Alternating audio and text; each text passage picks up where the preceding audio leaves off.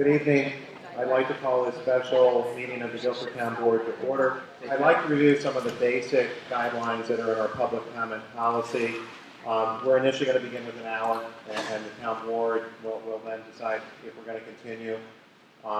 And the format's a little bit different than what I emailed Scylla and Dan earlier. Once again, it's requested if individuals or representatives of the groups wish to make a statement, and we are going to try to answer questions to the best of our ability tonight. It said pick up a numbered card. We have a large number of people here today. We're not going to use numbered cards. I'm simply going to ask people to go one at a time. When we get into the question and answer session, we will have a moderator that can provide some direction for you if it's needed. There will be a 5-minute period for each question and answer. Please keep in mind you have to allow time for people to answer those questions. We've done that so we can try to give as many people an opportunity to ask your questions. Speakers are asked to be courteous in their language and presentation. We are going to have a mic set up for the questions and answers in the center, so if you can come up to the mic. It's requested, but you're not required to give your name. We are keeping minutes here tonight. There'll be a brief set of minutes on the question and some information on the answers. They're not going to be detailed. Town clerks are not actually required to record any public comments or questions. Speakers are going to have to direct their questions to the board as a whole and not to individuals. We'll do the best we can to have someone answer. In a few minutes, we'll do some introductions so people here know who will be speaking. Okay, I'm going to start with the town clerk. I'm Gail Hoffman, town clerk. George Sennick, town supervisor. Kenneth Fogarty, council person. Tom Ives, councilman. Terry Ives, council member. Mark Milswell, Sterling Environmental Consultant to the town. I'd like to introduce our moderator for this evening, Mr. Jerry LeClaire. He's a retired cooperative extension agent. And I've known him for many years. At one time, he was a resident here in Guilford. He's also worked for the watershed over in Delaware County, and he's presently part-time employed by FarmNet as a farm business management consultant and helps out when the farmers have trouble. So I thought Jerry would be a great one to join us this evening, so he'll be our moderator. Well, we're going to do a little bit different in the program than what I was expecting. I was contacted, our attorney, Brady Beagle, is not here. We have not heard from him. He's coming from Binghamton, and the reports we have is that there's been some rather severe weather in the Binghamton area with some flooding. I told him he wouldn't be able to get a hold of me here because I don't have cell service in the building. So I don't know if Brady's going to be able to join us or not. I was approached by Calpine, who asked to do a presentation. I'd like to start with that. The hope is that will answer some of the questions people may have. As soon as they are finished with the presentation, we'll open it to the floor and begin with questions and answers, and Jerry will serve as a moderator for that.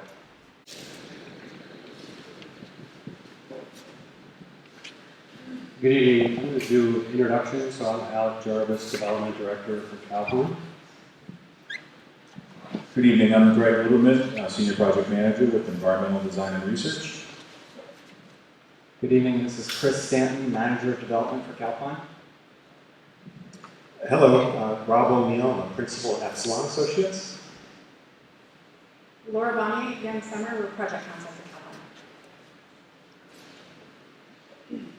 So again, thank you for coming. I'm going to give a brief introduction, sort of overview of the project, and then hand off to Greg Lieberman to talk about the Article 10 process.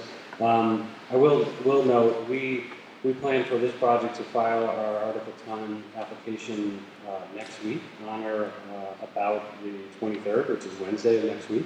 I also want to mention that we plan to do a more in-depth meeting with a bigger cast of characters, folks who work on different sections of the applications that are experts that we don't have here today, but that'll be an open house style, most likely here at this location, where just another opportunity for folks who will have had the opportunity to read or look at the application, because you haven't had that opportunity because we have not filed it yet, and have our experts available to talk. So if we don't have answers on some of those things today, we will at our next meeting, which will likely be in August. It's not scheduled yet, so we'll do notices as to when, where.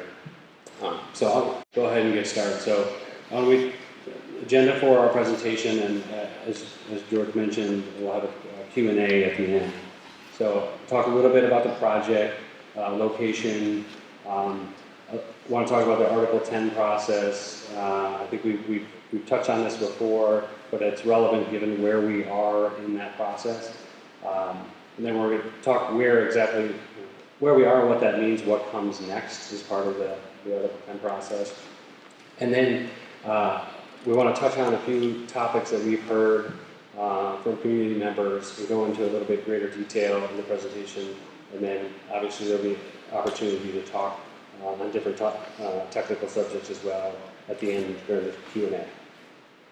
So what are we proposing? What will be part of the Article 10 application? It'll be a wind project up to 25 wind turbines, generating 100.8 total megawatts of electricity. That'll include the following components that make up the project. So access roads to gain access to those turbines, meteorological towers. These are permanent in nature that are used during the operation of the wind farm. Electrical collection lines, which connect electrically all of the turbines to a substation where all of the electricity is generated and gathered. That I was just mentioning the collection, and POI is point of interconnection substation. So those are two different structures. The point of interconnection substation is the actual substation that connects to the NYSEG 115 kilovolt line. And that line happens to be owned by NYSEG. It's technically called the Jenison Beach to Norwich transmission line. We do have a battery storage component that will be part of the application. That feature will sit in the footprint of adjacent to the substation. There are also various temporary laydown and staging areas to facilitate construction. That is part of the project and of the application. And then operations and maintenance building, the location where the staff that would operate the project that work every day, 9 to 5. So to support the safe operation and functioning of the wind farm. So this map is, you haven't seen this before because it was just filed today. Yeah, exactly. In today's paper, it was uploaded to DMM today. This will be also mailed out as well. So this version, or several thousands of these different versions of this will be in the application as well. What we want to show here is really the project in its entirety, from a sort of general perspective, where in the town of Guilford, where things are located. And like I said, for the meeting that we'll have larger, I know folks probably can't see it, all the detail here, but this is, like I said, will get mailed out, and we'll have larger versions of this so we can talk to the components. And everything I just mentioned as far as what makes up the facility is sort of in the key in this map that shows the substation, that shows the operations and maintenance building, where at a very high level to try to get everything to show in one map where everything is situated. Of course, in the application, Greg will touch on this a little bit, we'll show the civil designs that match all of those access roads, the exact location of where they come off of a public road. So now I'm going to hand it off to Greg Lieberman, EDR. Thank you. Good evening. I'll start here. Is this okay? Can you hear me? This slide may be a little bit of a refresher for some of you, but I just want to reiterate what Article 10 is intended to do. It's a review process for the siting of major electric generation facilities greater than 25 megawatts. And the application that Alec referenced and that was noticed in the paper recently will be filed with the New York State Siting Board. Just a quick little bit of history with respect to some of our pre-application activities. The Public Involvement Program Plan, or the PIP plan, was filed originally with the DPS back in April of 2018. That PIP plan outlines a variety of mechanisms for us to engage in outreach. We've had several open houses here at the town. We've done various activities, including this presentation tonight. Those are ongoing and will remain ongoing after the filing of the application. In addition, a preliminary scoping statement was filed in January of this year. That scoping statement outlines the studies and the content that will be included in the Article 10 application. As Alec mentioned, we noticed it in the paper this week. Direct mailings will be going to all landowners, I believe within a half mile of the facility site, identifying, informing you that the application will be filed and where copies can be found. And just to kind of put some reference here, and I know this text may be a bit small for folks in the back, but the contents of what this Article 10 application is, it will be probably 7 binders of information addressing 41 unique exhibits as required by the regulations. There'll be numerous support studies, many of them are listed here, including preliminary design drawings, which will be actually engineered by a New York State PE, that will show in far greater detail than the map that we're able to present tonight how the roads will be built, locations of the turbines, locations of erosion and sediment control practices, etc.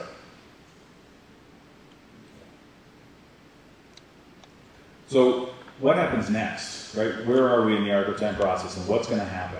So the application we filed on or about the 23rd. At that point, agency staff has 60 days to review the application and determine if it's complete or if it's compliant with the regulations in the scoping statement that we prepared.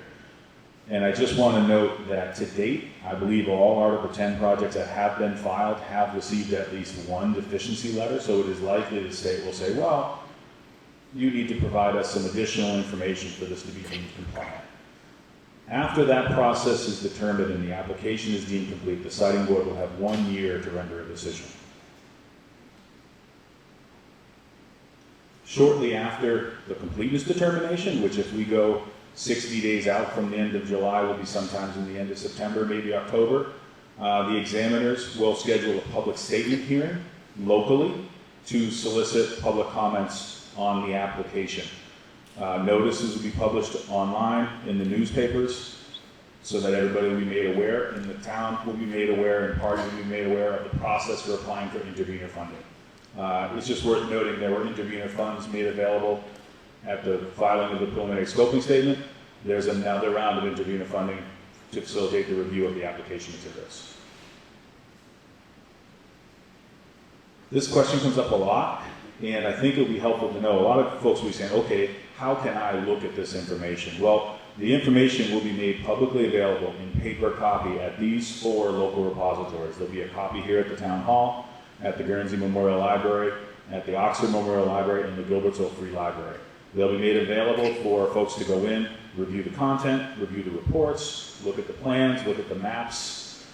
In addition, if you want to look at it electronically, it'll be made available on the State Siting Board DMM website and the applicant's website. And we have links for those at the end that we can make you aware of. Just very quickly, many of you may recall we did do several open houses. In 2018, we did a presentation to the town board, I believe back in 2017. This meeting here today, there's been a lot of open dialogue about what's to go in the studies, what some of the local concerns are. We've made a point to provide a lot of mailings to landowners in the facility site, notifying folks of the open houses, of various milestones, making people aware. We've also engaged in a variety of technical information requests. For example, we sent letters out requesting information on visually sensitive resources, on other land applications that may be in the town, so that we can fold that information into our design process and into our studies. The turbine technology for this project includes multiple options. that are included in the application. The final turbine selection is forthcoming. That will happen later in the process. The turbines that have been proposed are designed for land use and are based on modern technologies.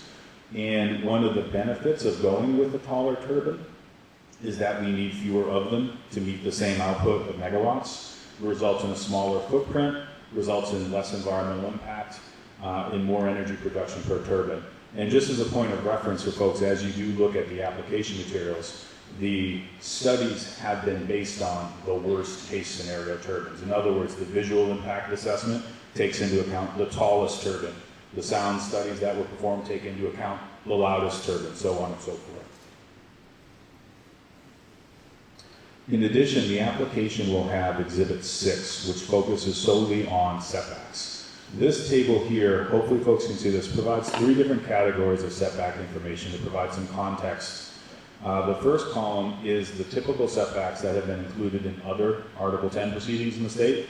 The middle column is what was accepted with the Casadega project, and the column on the right is what's currently being proposed and discussed here in the town of Guilford.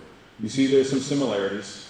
Non-participating parcel boundary for other Article 10s was 1 to 1.2 tip height, which is consistent with Casadega, which is 1.1, and the town of Guilford is looking at 1.25.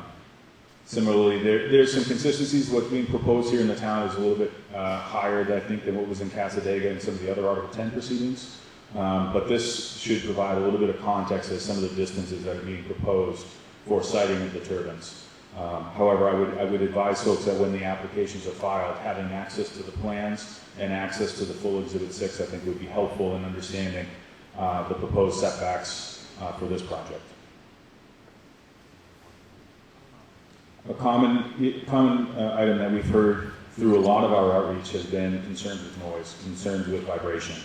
And there are 2 exhibits that really focus on this. Exhibit 15 deals with public health and safety. Exhibit 19 deals with sound and vibration. So to comply with the Article 10 regulations, and I'll speak to these slides, but we do have Rob O'Neill here who can speak to this in greater detail. Ambient surveys in the vicinity of the facility site were conducted in the summertime and the wintertime, I believe in 2018. And what that allows, that's a picture here that just shows how those data is collected. And that allows us to get a baseline understanding of what's happening now and what the sound levels are here, so that we can prepare a noise impact assessment based on the sound power outputs from the proposed turbines and develop a sound model to determine what the potential levels of sound at various receptors, houses, schools, etc. would be. And for this project, we designed so that no sensitive receptors will exceed 45 dBA LEQ at nighttime, and no participating residents will exceed 55 dBA LEQ. And it's just worth noting here that the state agencies have recently advocated against the Casadega order, which looked at average standards because it's nearly impossible to enforce. So they're looking at various options for how to put out a standard that's enforceable and that can be monitored through a post-construction noise protocol, which will be included in the application. Another concern similar to noise we hear often is the concern about shadow flicker. Shadow flicker is it's created by shadow casts from rotating blades of a turbine on when the sun is out. Shadow flicker is based on the sun's angle, the turbine location, and the distance to an observer. Typically it lasts a few minutes, more in the early day and in the nighttime. And it can be mitigated through a variety of techniques. And just want to note there has been a variety of studies, including a report by the Massachusetts Department of Environmental Protection and Public Health, indicating that shadow flicker does not pose a adverse health effect and cause seizures. And I also want to say that with the application materials in support of Exhibits 15 and 24, there is a shadow flicker analysis performed for this project based on the worst case scenario turbine and based on the receptors that have been located within a mile of each turbine. And what that found was, stop here. Actually, the first bullet here. The statewide regulators have identified a 30-hour annual limit for shadow flicker as an annoyance factor. So that's been the standard we've been looking for. And the current findings show that 6 non-participating receptors may exceed that 30-hour threshold. That's up, I want to say, over 400 receptors. and those will be reanalyzed pending the final turbine selection and layout. And if they're not below that 30-hour annual limit, then a variety of mitigation measures, such as screens, tree planting, etc., can be implemented so that everybody is under that threshold. We've also heard some concerns with respect to emergency services. What happens once these things are built? What happens in the worst case scenario? And we certainly understand that. And I would say that fires at turbines are rare, and there are a variety of mechanisms in place to prevent that, including automatic shutoffs, various lightning protection, R-class protections. However, we have prepared a variety of site-specific security plans that will be included in the application, and I believe they were recently sent to the New York State Department of Homeland Security and to various local first responders, so that folks will have those documents. And that includes an emergency action plan, a site security plan, and a health and safety plan.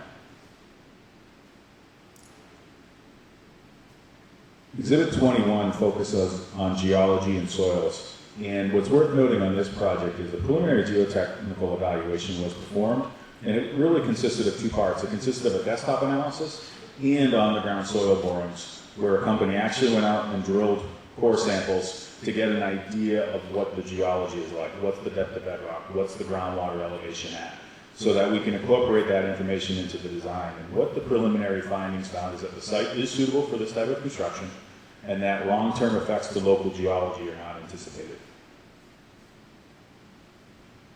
There's been a fair amount of work up front too with respect to drinking water wells. This is identified and covered in Exhibit 23 that deals with surface water protection. Some of you in this room may have received a water well survey that was sent out to residents, I believe, within a half mile or 2,000 feet from a turbine to identify potential known wells, so that we can take that information and make sure we're avoiding or staying a certain number of feet away from potential wells. No turbines are proposed within 100 feet, and blasting will take place at least 500 feet from wells.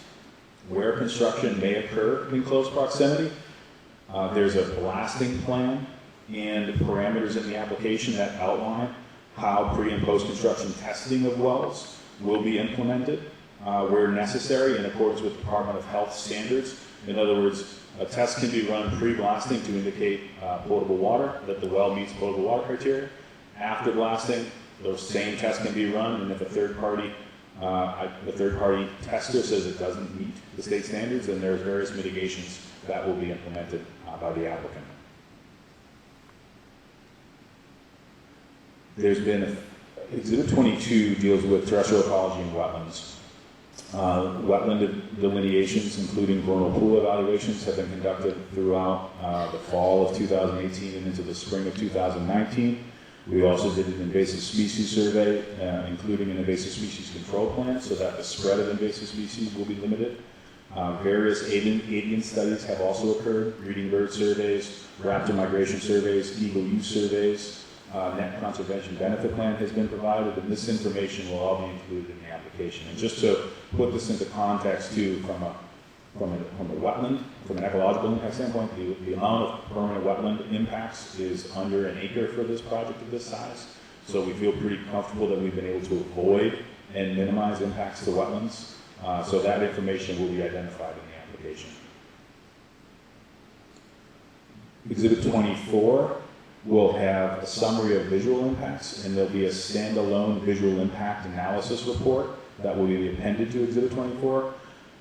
As part of the Article 10 process and the pre-application outreach, letters were sent to, I believe, 75 different municipal stakeholders, state agencies, local historians, town planning boards within a 10-mile study area to identify potentially locally sensitive sites, parks, recreation areas, scenic overlooks, so that we can take all of that information and fold that into our visual analysis.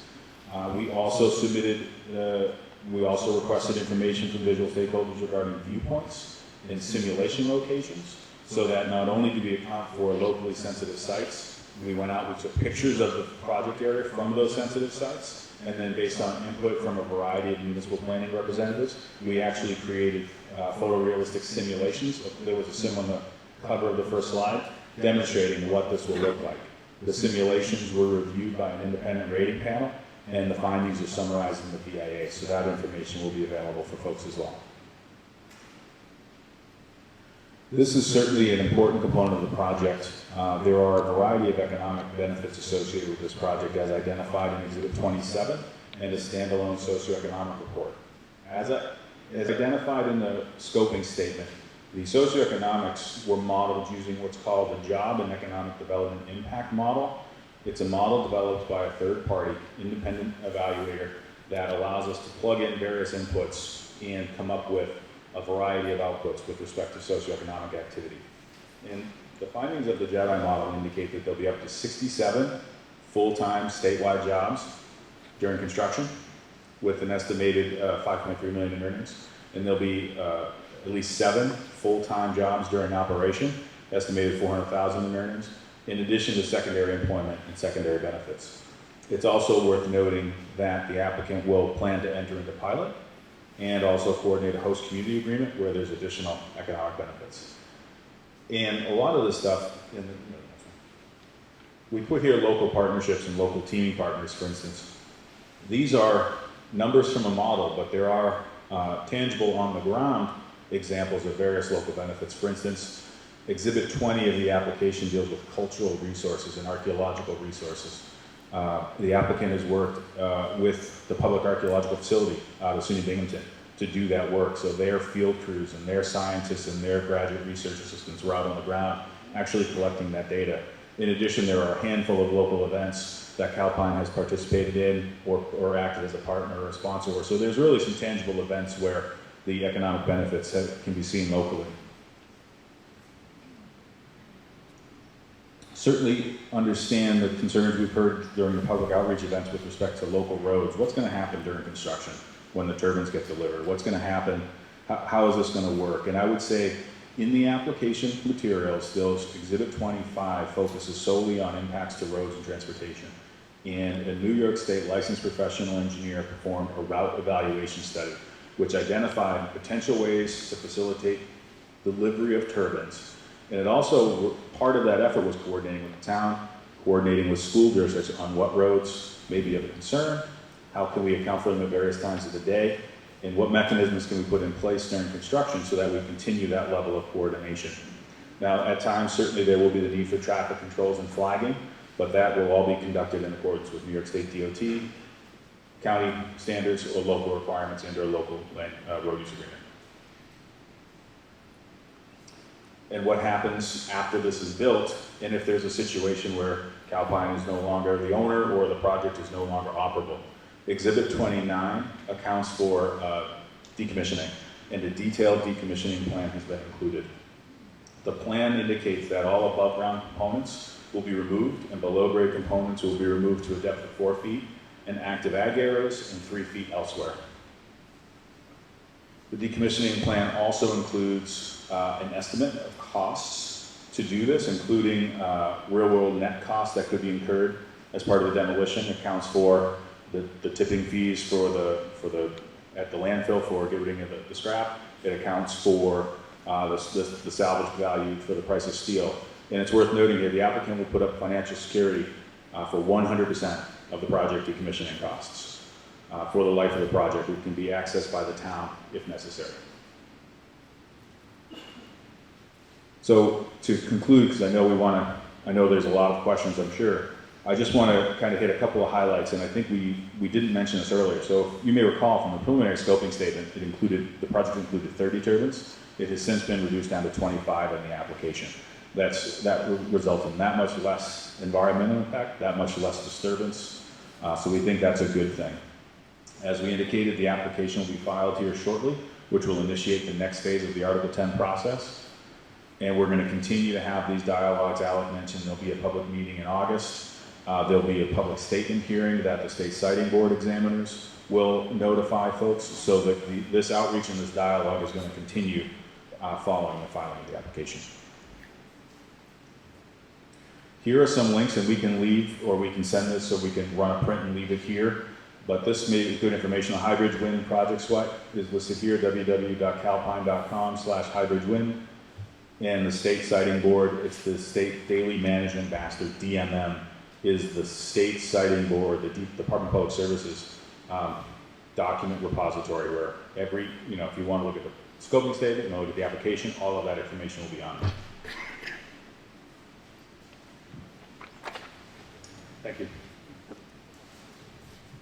Okay, at this time, Jerry, I'm going to turn this over to you, and we'll begin. We're going to have to do some mic changes here, possibly, to questions and answers. You want a mic up here?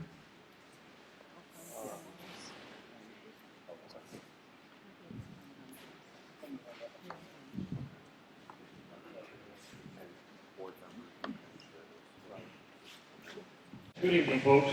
Can you hear me okay? Okay, my name is Gary Leclerc. As mentioned before, I am not a resident of Guilford. I am not a property owner in Guilford. I am simply doing this as a volunteer neighbor to help you get through the evening. This is an informational session. Everybody's here to either speak or listen or both, so I'm going to ask all of you to be respectful for your neighbors, because I know at my age I have a difficult time hearing if somebody's talking on the side.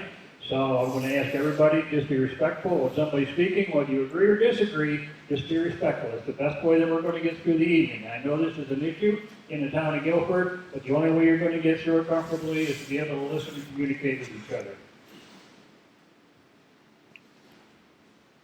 I'm going to, as was mentioned before, you are to present to the board this microphone here. I don't see anybody here that I believe that is not capable of getting up and getting to the microphone, so we're going to ask that you stand here.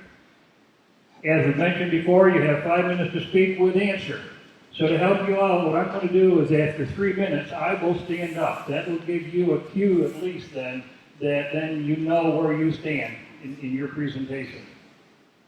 If somebody desires to speak more than once, I'm going to wait until everybody has their first chance before we go with the second round as much as I can. I've never done this before, so I reserve the right to mess up. Okay? The expected closure time is 9 o'clock tonight, so the best way that we're going to get through this hour and a half is to be rapid, to be punctual, and to follow the rules. With that, I will open it up. Does anybody want to speak to the board? First person, if you please come forward to the mic. Thank you.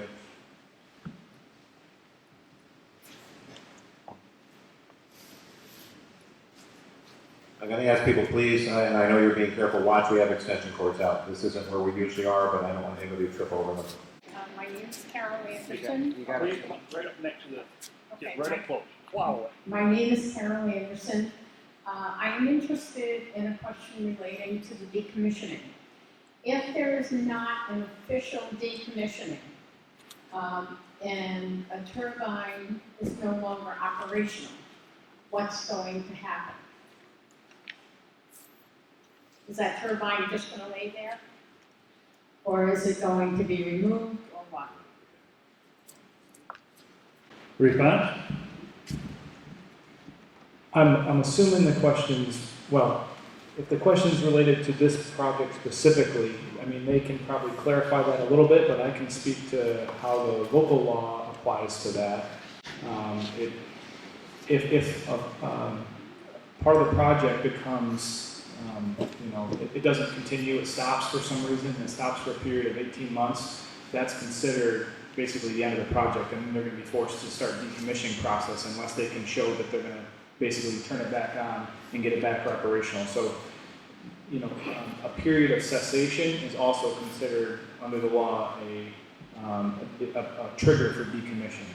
So I think I answered that question. And obviously there's this is written in a way so that if the company doesn't decommission the project, the town can step in and decommission it. So you don't just have, towers standing there forever.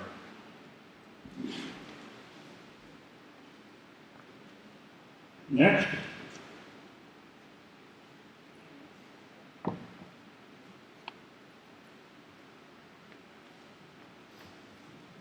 Good evening, everybody. My name is Lillian Finger. I live on George Wade Road.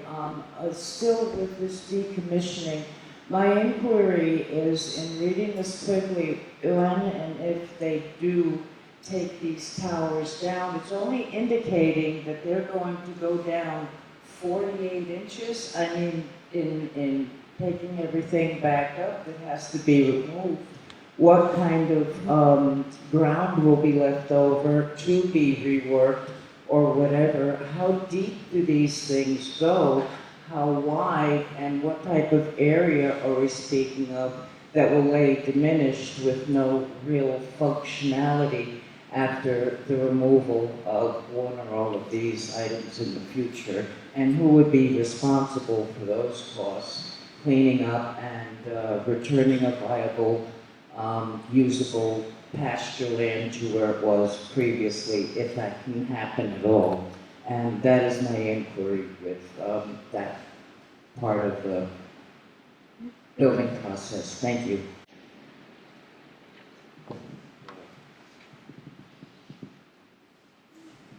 Great question. The decommissioning plan that I alluded to that will support Exhibit 29 accounts for precisely those issues. So what state will the ground be put back into? It'll have to be revegetated, put back to a stabilized condition. It won't just be left, open excavated. The compliance with New York State stormwater regulations, the speedies permit, still apply to the decommissioning activities, so erosion and sediment controls will have to be accounted for should decommissioning be required. That information and the performance standards are identified in the decommissioning plan, and the costs for those restoration efforts are also included in the decommissioning plan estimate. Greg, could you expand a little bit on the second part of her question about just generally, I know you may not have specifics, but what do these foundations look like? How deep do they potentially go? What do they look like? I'll do my best, and anything I can't do, I'll ask maybe Alec can discuss. There will be in the application preliminary typical details of what these look like, but I believe the approximate depth of these foundations is in the order of magnitude of 12 to 15 feet. There's two types of foundation. There's what's called a spread footer or a rock anchor detail, and the spread footer is the more common. It's essentially a big circle, big radius of concrete, roughly 12 to 15 feet in the ground. The diameter or the radius of these are 30 feet, 40 feet. So it's a large circle sunk in the ground to serve as a foundation. So that's what would be excavated down, and then the area on top of that would be put back. And I'll just add to that as well, in that I don't know if their application will include this or not, but the local law says at minimum they have to go down 4 feet in ag areas, 3 feet in other areas. But then also, if it's determined that whatever they put in the ground is going to cause non-compliance with environmental laws for the landowner, they have to go further. So, again, we're assuming it's cement, and generally speaking, I'm not a scientist, but I think the general accepted knowledge is that cement doesn't really affect the ground. But if they were to put something in the ground that were to make it non-compliant with environmental laws, they would have to go deeper, and that's in section 6, 1A of the local law. Next. Rebecca Young, I'm a Guilford resident. I have a question relating to the county comprehensive plan. So Chenango County's current comprehensive plan cautions against promoting large-scale wind energy in contrast to other types of energy development. Quote, social concerns including aesthetics and noise can also be prohibitive for the siting of windmills. Due to their height, windmills are highly visible and can cause conflicts with neighboring properties. Among the 6 economic goals embraced in the plan, wind farm development is not among them. Have you consulted with county planning officials about whether the proposed local law is consistent with the county comprehensive plan? I'll try to answer that to the best of my ability. Yes, we have been consulting with county planning. They have not reviewed our local law at this point in time. It's called 239 review process. We've been working on drafts. When we get past that, they will take a look at that. Other than that, I really can't speak to the county comprehensive plan. That's something that I would ask you to take up with county planning, planning department. Next.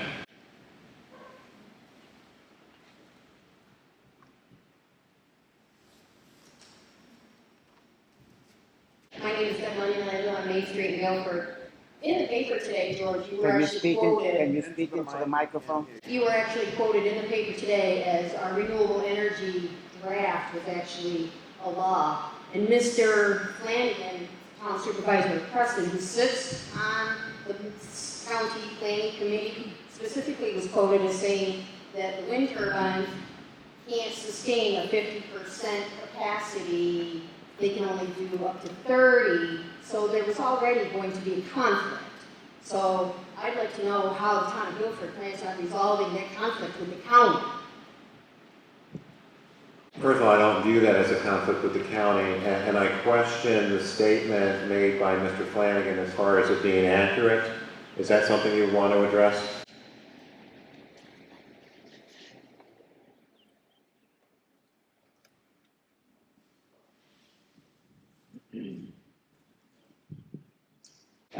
I think that the number is referring to what we call the net capacity factor. So as Alec pointed out, the wind farm is rated at 100.8 megawatts, but obviously, as we all know, it doesn't generate 100.8 megawatts around the clock.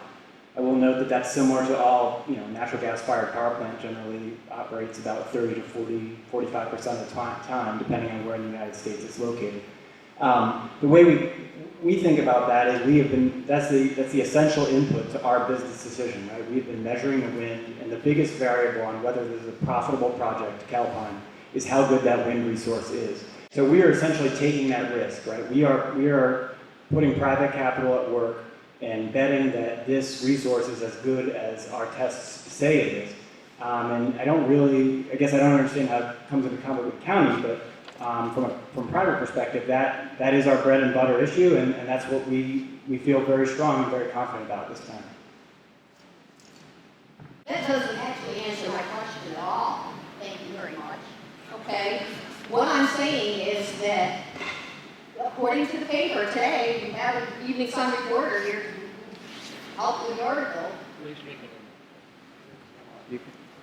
You can't, the county planning committee said these things operate at a 30% capacity, that we're asking in our renewable energy law for a 50%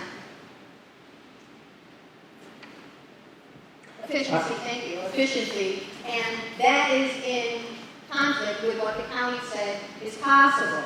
Mr. Flanagan sits on the county planning committee. He was the one that was quoted as saying this.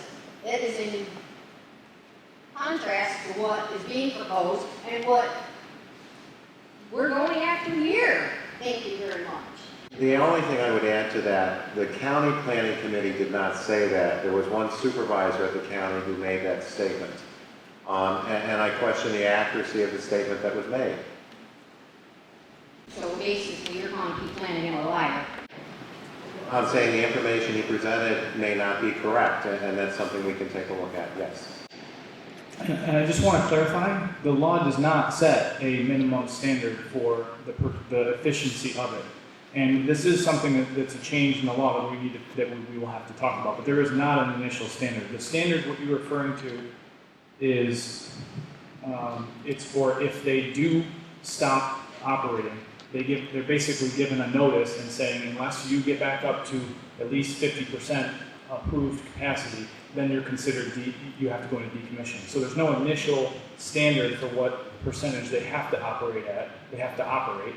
And then if they don't operate, then they are given notice of decommissioning, and then they have to get it up to 50%. But then, just to clarify, again, this is a change in the law for tonight from the last meeting that we need to address with the board because, as you've heard tonight, wind farms don't operate at 50% maximum capacity, and that's just the way it is. So we don't want to, we've got to set a standard that's a reasonable standard. So that's Actually, we don't have to just set a standard that's reasonable, okay? This is our town. This is our community, okay? We don't have to have Calpine here at all.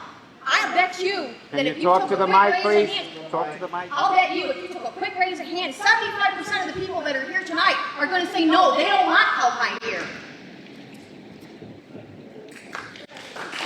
We don't have to have it. Next. They can all go back to Texas. Hi, thank you. There was a comment that I made at the last meeting, and you guys appear to have made a change the change that she's referring to, up to the 50% capacity at the last meeting. And one of my questions was going to be, how long is it going to take to change that? Because Calpine is not going to be able to operate at that level as we understood, and as I think you understood, George, what that law intended. I think that the statement that was in the paper today expressed that you thought that that law was intended as we thought it was, which was to create 50% capacity rule that they have to operate at. I had referenced some studies in that comment that I made, but I wanted to go back and tell you that when I went back and referenced this book that we got at the NYSERDA meeting, the state NYSERDA themselves say that the capacity factor represents the average generation.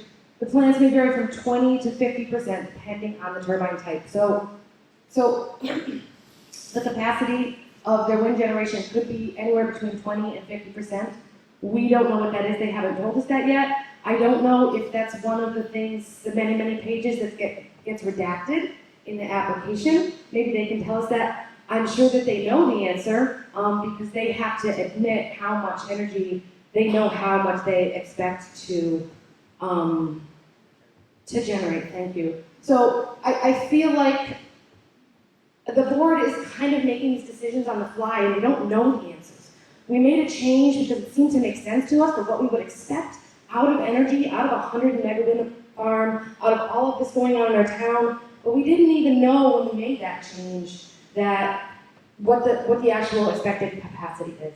So my concern is that the board is going to immediately change back the rule that they thought that they made because Calpine says that they need it. So if Calpine wants to answer and tell us what their expected capacity is, that would be great. I have one more statement to make in regards to that. This gentleman, I forgot his name, said that they're referencing all of their wind studies. The county comprehensive plan references the wind and says it's a terrible resource. Our comprehensive plan says it's a terrible resource, the wind here. Calpine has referred to before and said that the wind resource here is not a great wind resource.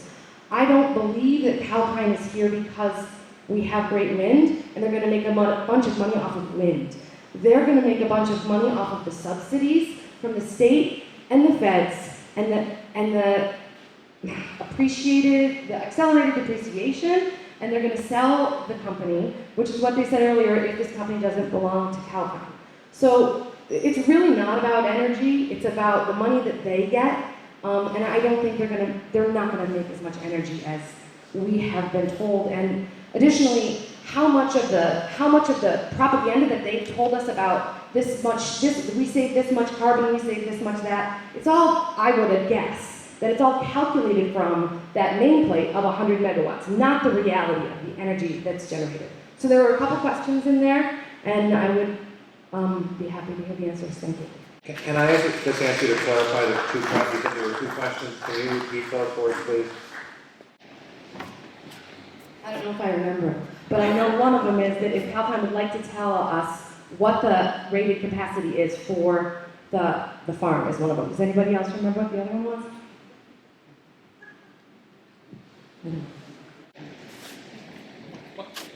Is that something you're able to address? So we're not going to be able to address what the net capacity factor is today. The studies are still ongoing. I mean, as Chris mentioned, this is the whole premise of this wind farm is that we have a viable resource, and that really goes to we talk about the turbine technology, right? This site, if you look at, I'll get a little technical here, but this site has a high level of shear. Shear is a difference of wind speed where the blade comes from the downstroke and the tip blade. And that number is that difference, that delta is higher. It means that the wind resource is better. Just simplify what shear is. And this site has that. Why does it have it? Because we're looking at technology that is taller and larger blades to capture that wind resource. So the evolution of any wind farm is initial analysis, fatal flaw analysis, to see if can you connect to the grid, Can you, is this a viable site? And one of the most important pieces is that wind resource. So we're going to have to justify that at many levels. If we're financing this project, which we most likely are, we have a third-party wind report that we'll point to that shows we did our wind measurements correctly. We'll show all of that data to the bank or whoever the third-party financer is to say, look, this is our fuel source, right? We know the cost of the turbines, we know the cost to construct this project, and here is our fuel, our wind resource. So, as Chris mentioned, this is the most important piece of the puzzle.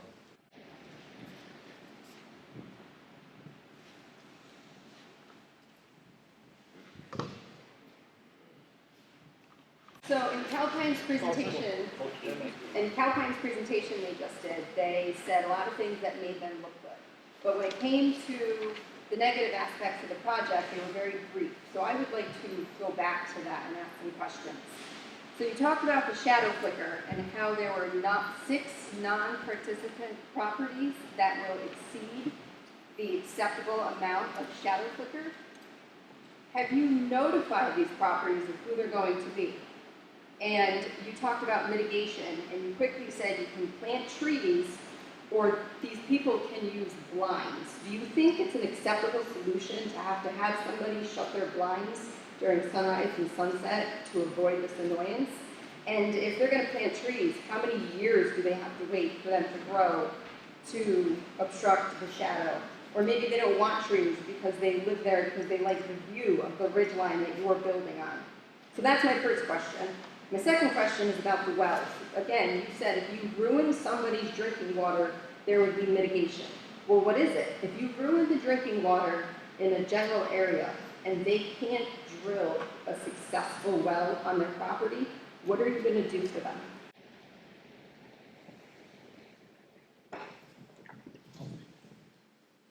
I'll speak to the well issue. So I think there's, if I understand the comment correctly, about destroying somebody's groundwater, the impacts to wells that we refer to in this particular slide would be from construction activities, primarily from, we're trying to address blasting in proximity of wells. This project won't have chemical bulk storage or oil tanks or things that could adversely affect the groundwater source. So therefore, if there's an accident or an unintended consequence from a blast in the vicinity of a well, then there would be mitigation would be the drilling of a replacement well. But the source of water is not anticipated to be ruined because of the type of development that this is. So you are sure that every property is able to drill a successful well if their water is, or their well is destroyed? Is part of the effort that we prepared for the application, we've requested information on known wells. We've solicited information from the Department of Health and the county for known wells, and we're going to site turbines no closer than 100 feet, and there'll be no blasting within 500 feet. And our anticipation is that that would avoid any impacts to known wells. However, we're providing contingencies that if things were to occur at a well or because of some blasting or some construction activities, there's a process in place to replace that well, but I can't speak to specifics about every well or every facility or every property. But to your first question. Hold the mic close to your mouth. I think the mitigation for the shadow flicker, I think one of the points is that with those 6, it's possible that with the turbine selection that those are no longer, there are no longer 6. If there are, we have to mitigate. We have to take it down to 0. So, and that taking it down to 0 is from screening, is from, we didn't mention curtailment, right? Because that's another option to limit those hours, right? So the intent is to bring that number to 0. Sorry, to 0 number of receptors, right? The 6 that we were talking about. We wanted to alert that because that is what is in the application. But do you feel that screening somebody's view is an acceptable solution? So we don't know that's an acceptable solution to if there is an issue. So we are providing multiple mitigation, right, through curtailment, through screening, through other measures to bring that number of exceedances to 0. And do these 6 property owners know who they are? They're identified in the application. Do they personally know who they are now? I don't think so. No way in filed application.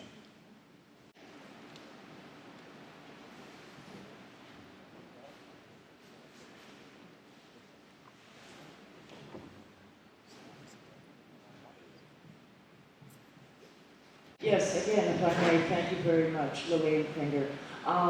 With that question on any type of adverse scenario, again, that's relating to the maintenance of these turbines, the outside area and acreage, I would imagine, will have to be mowed and maintained. Is there anybody on the board or in the company that will be able to turn around and say, when we send out maintenance people to mow or clean up and maintain these clear areas, as we would probably have to do, I'm wondering, can anybody promise that any potential danger of Roundup or future use of pesticides in these areas that would also additionally, with some farmers that use it, but that may in the future also, if these are used, affect any wells in the area by dispensing through groundwaters all of these ill materials? Thank you. I'd like that addressed also.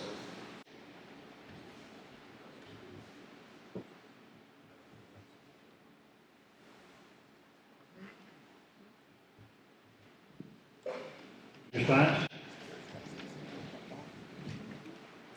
So in the application, there's a variety of operation and maintenance plans that talk about which areas would have to be mowed and maintained around turbine sites or along access roads. So that information will be in there.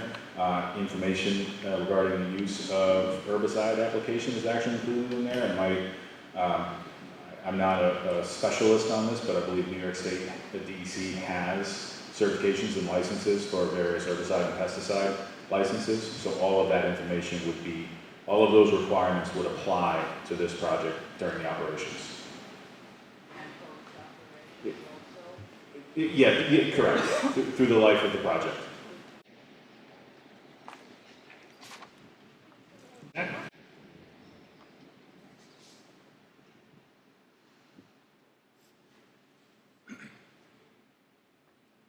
Hi, my name's Pete Sheridan. Hi, my name's Pete Sheridan, and I was curious as to do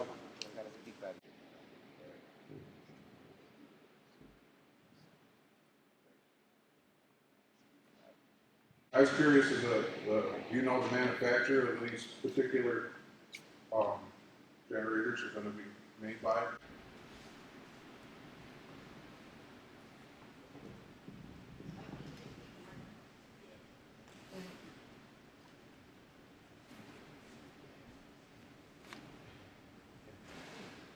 Rob O'Neill. So the four different manufacturers that are in the application, there's one GE model under consideration, one Nordex model, one Vestas model, and one Siemens Gamesa model. Thank you. Four different top-line manufacturers. Thank you.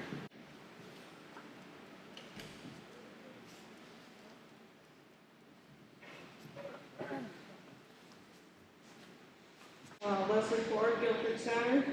So I'm wondering about the transmission lines that are going to go from, up 36, 37 intersection, that area, down to the transfer station and then down below. If you go as the crow flies, that's going to cover a lot of property that is not leaseholders. How do you plan to get across that property? So are you going to go down the side of the roads?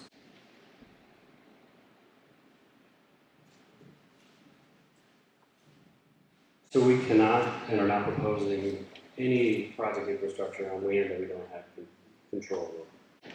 So then you will be going down the roadsides? No. So how will the power lines, how will they go from the station up there to the transfer station and then? So they're not, so as we showed, yeah, if we can put the map back up.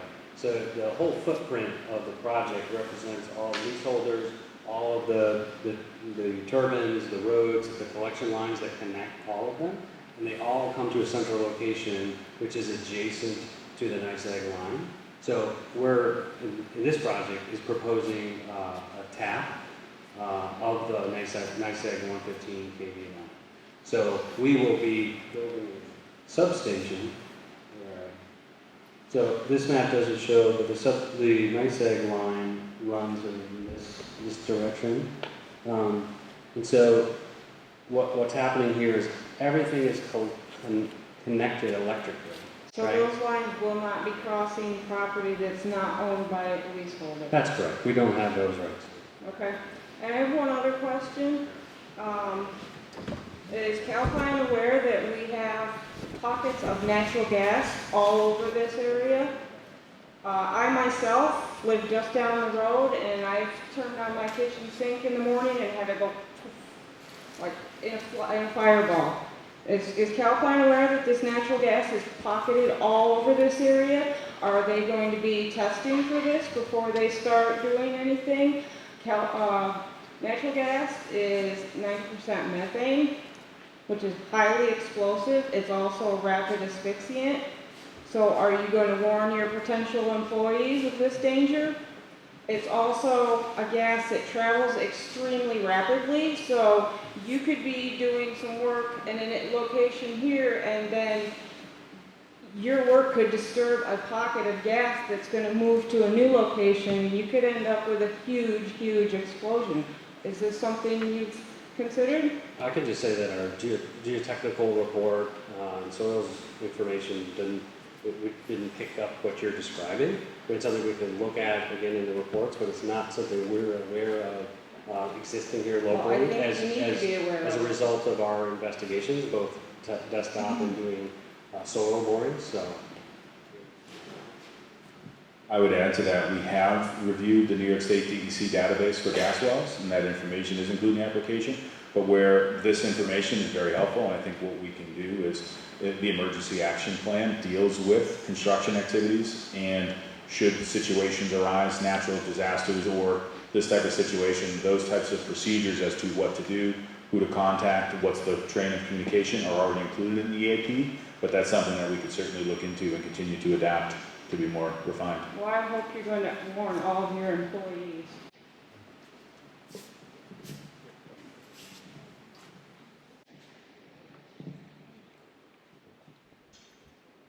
Hi, my name is Betsy Dean. I live on 299 Hybrid Road.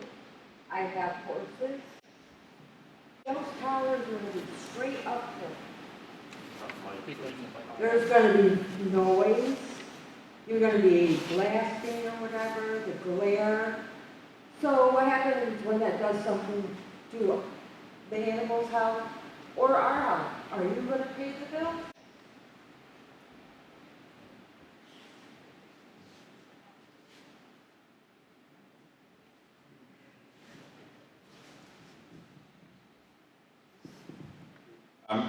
I'm not a health expert, but what I've been involved with these projects, the health implications that you're alluding to, I'm not aware of those, so I don't know that there will be specifically an issue.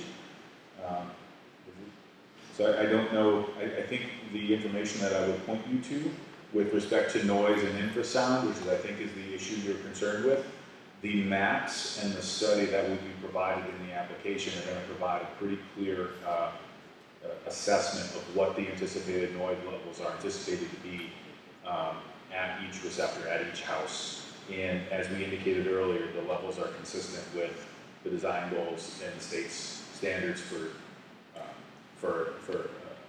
health facts. Well, I have one more thing to say. You don't live where Look what you're we live there because it's quiet. It's peaceful. We might have to move. Would you want that right next to your house?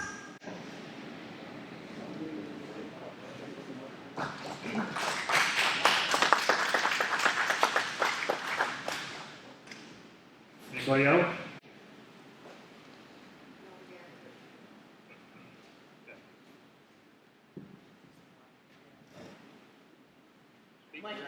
You can pull the mic down if you have.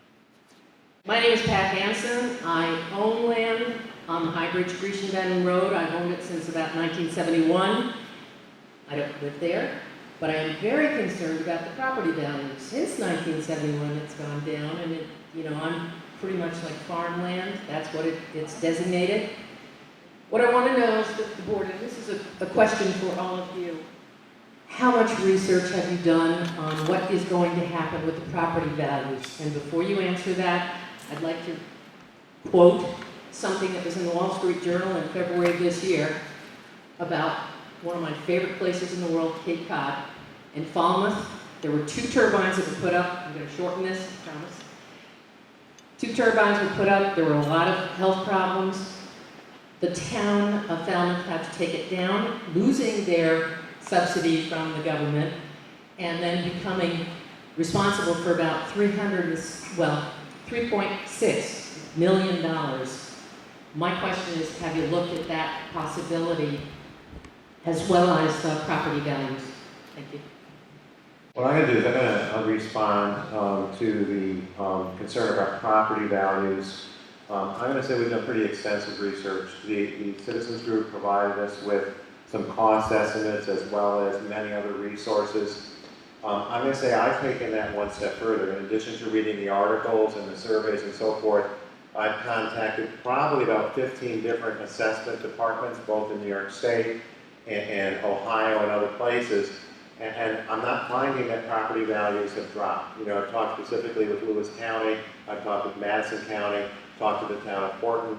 I received in the packet reference to Vermillion, Illinois, and the article said wind farm causes property values to tank 56%. So I actually contacted the Commissioner of Assessment in Vermillion, Illinois, and this was just this last week, and he asked, well, what was the article and so forth, and he responded to me on both telephone and by email, and he said the article was correct, that there was a 56% tank, but it did not include some other pieces of information, that the initial purchaser of the property was a wind farm developer that paid $295,000 for the property in 2011. 14 months later, the property was sold in what was called a handshake deal to someone connected to the wind farm for $129,000. And he said in his counter they have not seen any change really in property values as far as wind farm development. I reached out to the town of Enders in Enfield in New York State and recently spoke with their supervisor there. They're also considering a wind renewable energy law. And she was adamant about the fact that she had done hours worth of research on property values and did not find that to be true. We can't make any guarantees. It does not seem to hold water. I know it's a concern. And I can give you the list of other assessment departments that I have contacted in New York State and in other places in the United States.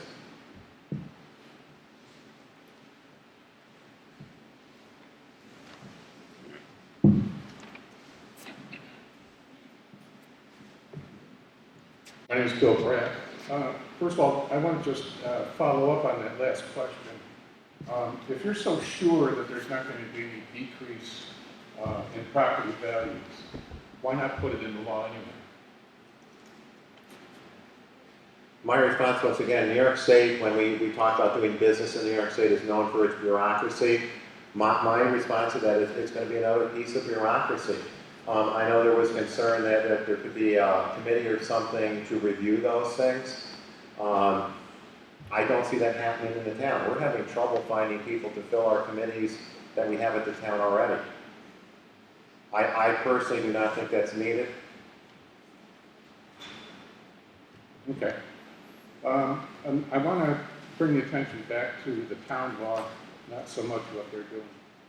I want to ask, has any member of the town board met privately with representatives of High Bridge Wind? And if so, where and when did such meetings occur?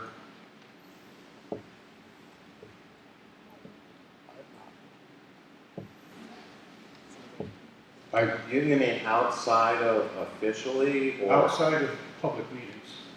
Has there been any private meetings with representatives of Calpine present?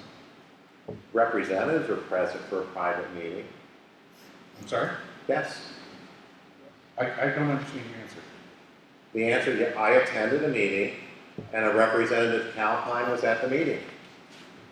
Okay. It was a meeting about the wind project development.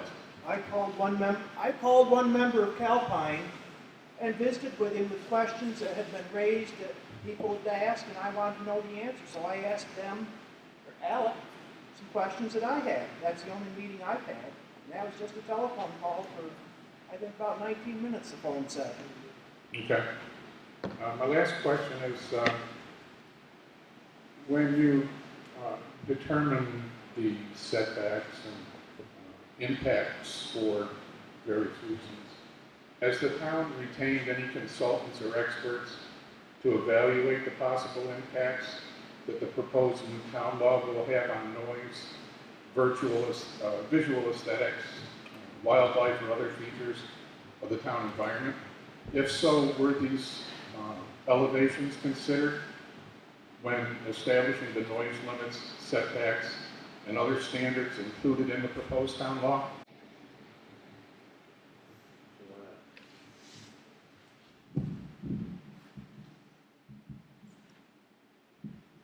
As was said earlier, the applications haven't yet been submitted, so the full detail is not available. But as it relates to the law, the standards that are in there regarding noise are at the receptor location. So it doesn't matter the height of the source of the noise. The standard applies at the receptor, if that answers your question.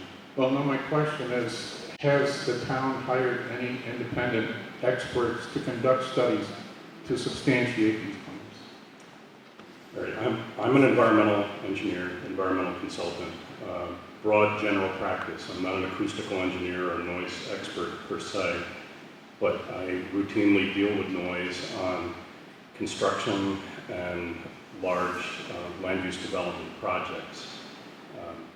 And I'm working on several wind projects as well. So noise, whether it's from a construction project or from a wind tower or a jet engine, whatever the source is, noise adheres to certain scientific principles in terms of how it migrates and how it is ultimately perceived at the receptor location. We don't have plans at this point to hire a noise expert, but we will be carefully reviewing the application.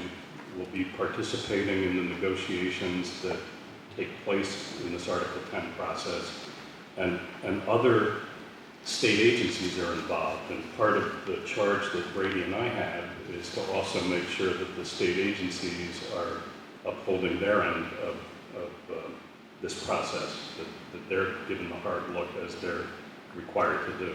Okay, I just want to make it clear that I'm not talking about the Article 10 process. I'm talking about the law that these people are going to be voting on in the next 30 days. Are you going to have a study done, any study completed by the time you guys have to vote? Okay, I need an answer to that question, then move on. Well, I can just say, I mean, the law is of general applicability. It's not with respect. I mean, it's a law that would apply to any project that might come along. So, there's no way we could do a study on how the local law would impact things generally. You can review how it would apply to a project specifically, and the law is drafted in a way that requires, because of, I mean, this is not a town that has oodles of money and tons of experts and tons of people and huge staff. It's written in a way that requires the applicant to provide the studies, and then when they show, there's been a recent revision because there was some very good feedback as to how will we get people to comply with this with such a limited town budget, with limited town staff. You flip it on them to require them to show compliance and pay for us to hire someone to evaluate that. So that's really, in discussions with the board, the best approach that we could take here. Now, as far as, again, you don't want to hear about the project, so that's a different process that's being reviewed and tested by lots and lots of experts. But as it pertains to the law, Mark's been hired and then I've been hired, but other than that, the law doesn't apply to any specific project that's before the board at this time. Yeah.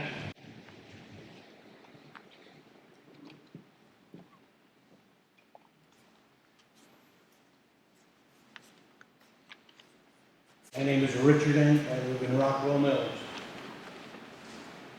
In all reality, none of you people can verify any of our questions because there is no project that is anywhere near like what you guys are proposing. We're asking for a little farther setback, and it's like we're talking to a brick wall here. You don't want to hear it. I watched you change numbers to the setback of how close you're going to blast to a well to refuse to even entertain anything about setbacks from my home, from all these people's homes. This is where we live. You can't tell us, really, with any kind of authority, what it's going to be like to live in our homes at a 2-times setback or 1,500 feet setback from these giant monsters. Can you really? Any of you?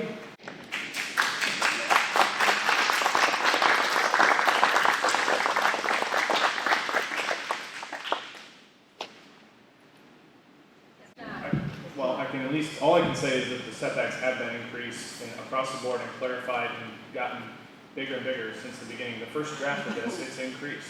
I mean, again, obviously there's disagreement as to how much you want to go, but it definitely is increased. As far as what that'll be like, again, that's a question for the applicant as far as, you know, that project goes. What would that do to the project if the setback was farther than 2 times?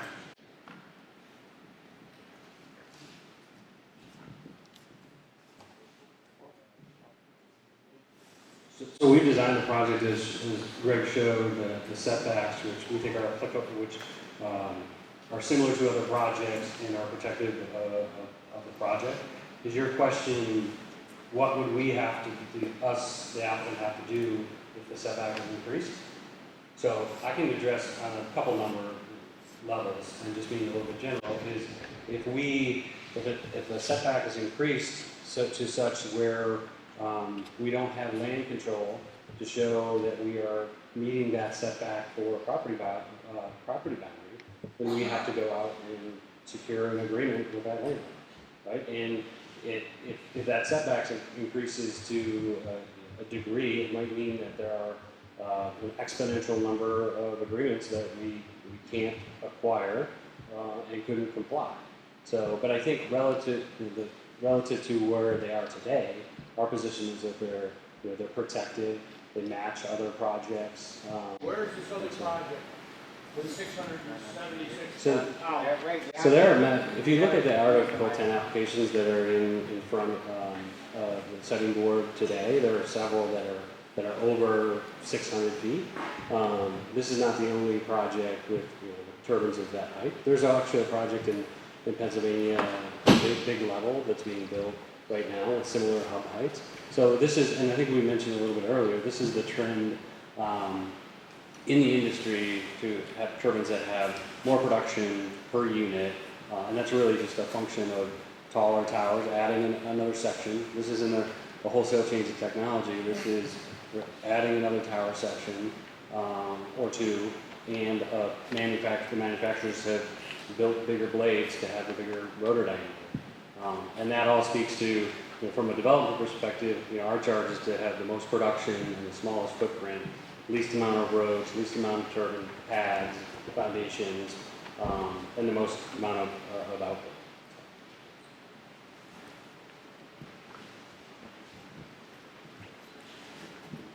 I'm Michelle Hartwell. I live on High Bridge Road.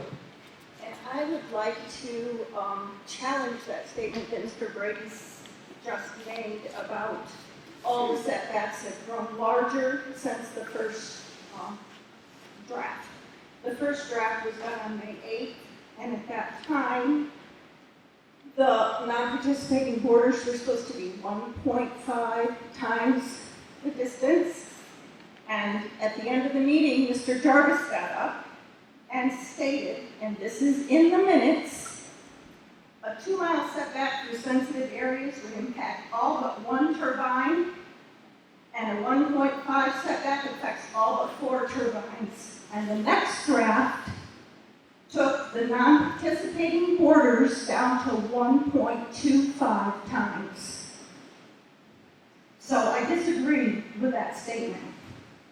And I don't know how, with a clear conscience, you can do this to your residents that have elected you to be their voice for our community. And when you also add in the fact that you have the huge bases and that you are measuring these distances from the middle of these huge diameters, towers, they are closer than ever to our houses. They aren't really that 1.25 distance from our borders. And I also would like to possibly get an answer to the employee safety standards that are set to how many feet from a working turbine an employee can be while it's running.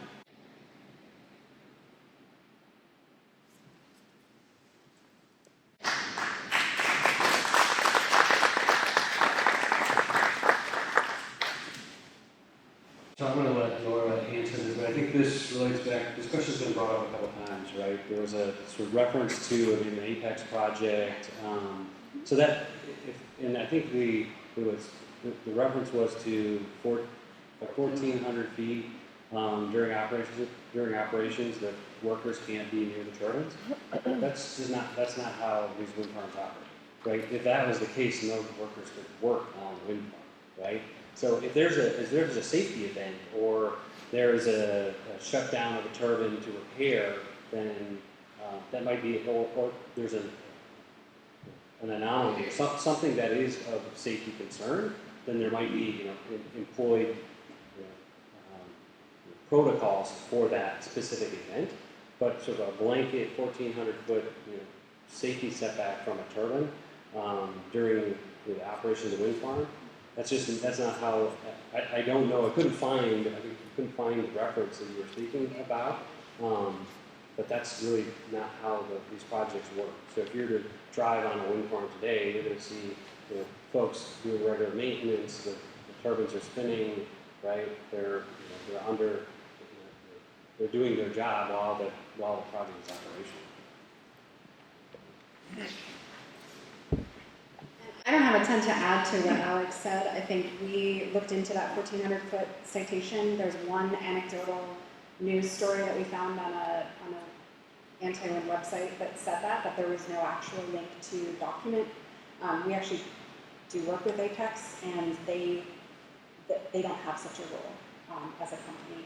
But moreover, I think the important point, first, that you have employees, you have environmental monitors who are doing testing, they're doing walks of the site while the turbines are operating right up to the base of the turbine. But a setback needs to be tied to the actual impacts that are probable from the turbine. It's not just about setting a distance that feels nice. It has to actually be tied to what could the potential impacts be. The things that you look at for a turbine setback are catastrophic events that are incredibly highly unlikely to happen if they've ever happened at all, but you still put the setback in there anyway. The calculations show that the setbacks that you have are actually greater than what was deemed safe in most other cases. So if you look at the probabilities for things like ice throw or a catastrophic blade failure, the collapse of the turbine and the tip over of a turbine, God forbid that ever happened, it's still all accounted for in safe setbacks that are less than what's being proposed here.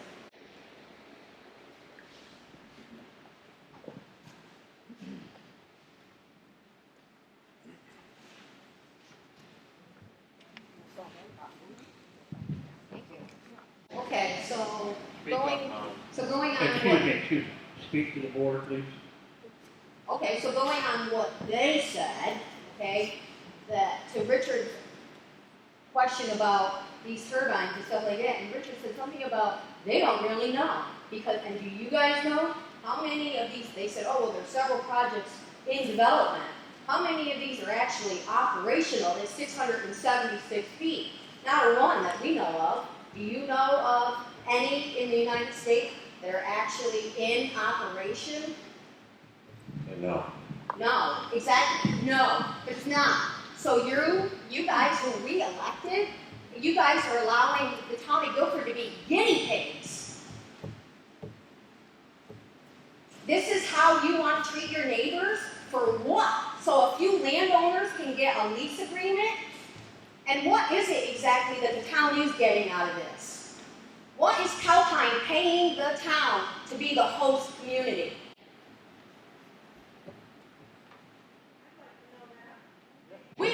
like to know that. You mean directly, nothing? Yeah, directly. What is Calpine paying the town of Guilford? How did Calpine decide Guilford, New York was going to be right for 25 676-foot turbines? What is the town getting out of this besides lease agreements? Well, in the presentation that they did, and it has not been negotiated, the process is not that far along, there will be a pilot agreement and a host community agreement. Pilot agreement, for those who don't know, means payment in lieu of taxes. So basically what they're trying to negotiate is a tax break. The pilot is through the IDA, and it's a payment in lieu of taxes. Meaning a tax break. That cannot exceed the amount of taxes that would have been applicable. And that's something to be negotiated. We have not discussed it yet. In order to do that, an application has to be made to the IDA. So the entire town board is negotiating with Calpine and has no idea what it is the town is going to get paid for out of this? Well, if that's the case, you all can start looking for other jobs. Well, first of all, knock yourself out. You're let's get this under control. Registered voter, your vote counts. I Make would the run vote. for town council today, except I'm a county employee. So I can't. I'm exempt. That's not part of the discussion tonight, folks. I'm sorry. Well, I just made it part of the discussion. okay, I can, real quick, and there are numbers available for generally what gets paid in these, so it's a range, and there's a negotiation that takes place, so there's no doubt about it. There's no way to know exactly how much the town's gonna get, 100%. And in addition to the pilot though, there's a host community agreement, which we expect that the company would engage with the town. So there's the pilot, but then supplementing that is what's called a host community agreement, and that's specifically, there's really no law that applies to that. It's essentially a contractual agreement between the company and the town, where the company essentially justifies potential impacts within the town and compensates them for those potential impacts. So, and I can just give some rough numbers. I can't give specifics, but it's all based. The schools will get a payment, the towns will get a payment, the county will get a payment, and it's all based on relative, the tax levy essentially. But you're looking at somewhere between, I would say, $150,000 is probably the floor, maybe, or somewhere in that range for annual, and it usually increases, possibly up to $500,000 a year. And that's kind of the range that I've seen and in my experience. So there's going to be significant negotiation that takes place. And as far as tax benefits going, again, this gets pretty technical, but the agreement, the negotiation doesn't necessarily circle around how much of a discount they're going to get. The question that is often debated is what would be the assessed value of a project like this. There is significant debate out there in the legal and technical community as to how to assess a wind turbine. They might argue that wind turbines should be assessed at this value, whereas a town might say it really should be assessed here. And there's lots of legal debate out there currently happening right now. So that's where part of the negotiation takes place. Is they might say, we will give you what we think is 100% of your taxable value, but what they think is 100% might not be what we think is 100%. So that's where a lot of the negotiation takes place. And I just want to make sure everybody understands that's how this negotiation takes place. Well, I'm sorry, but if the town board sold out the town for $500,000, then that sucks. Anybody? Okay. Yeah, okay, you haven't spoken yet.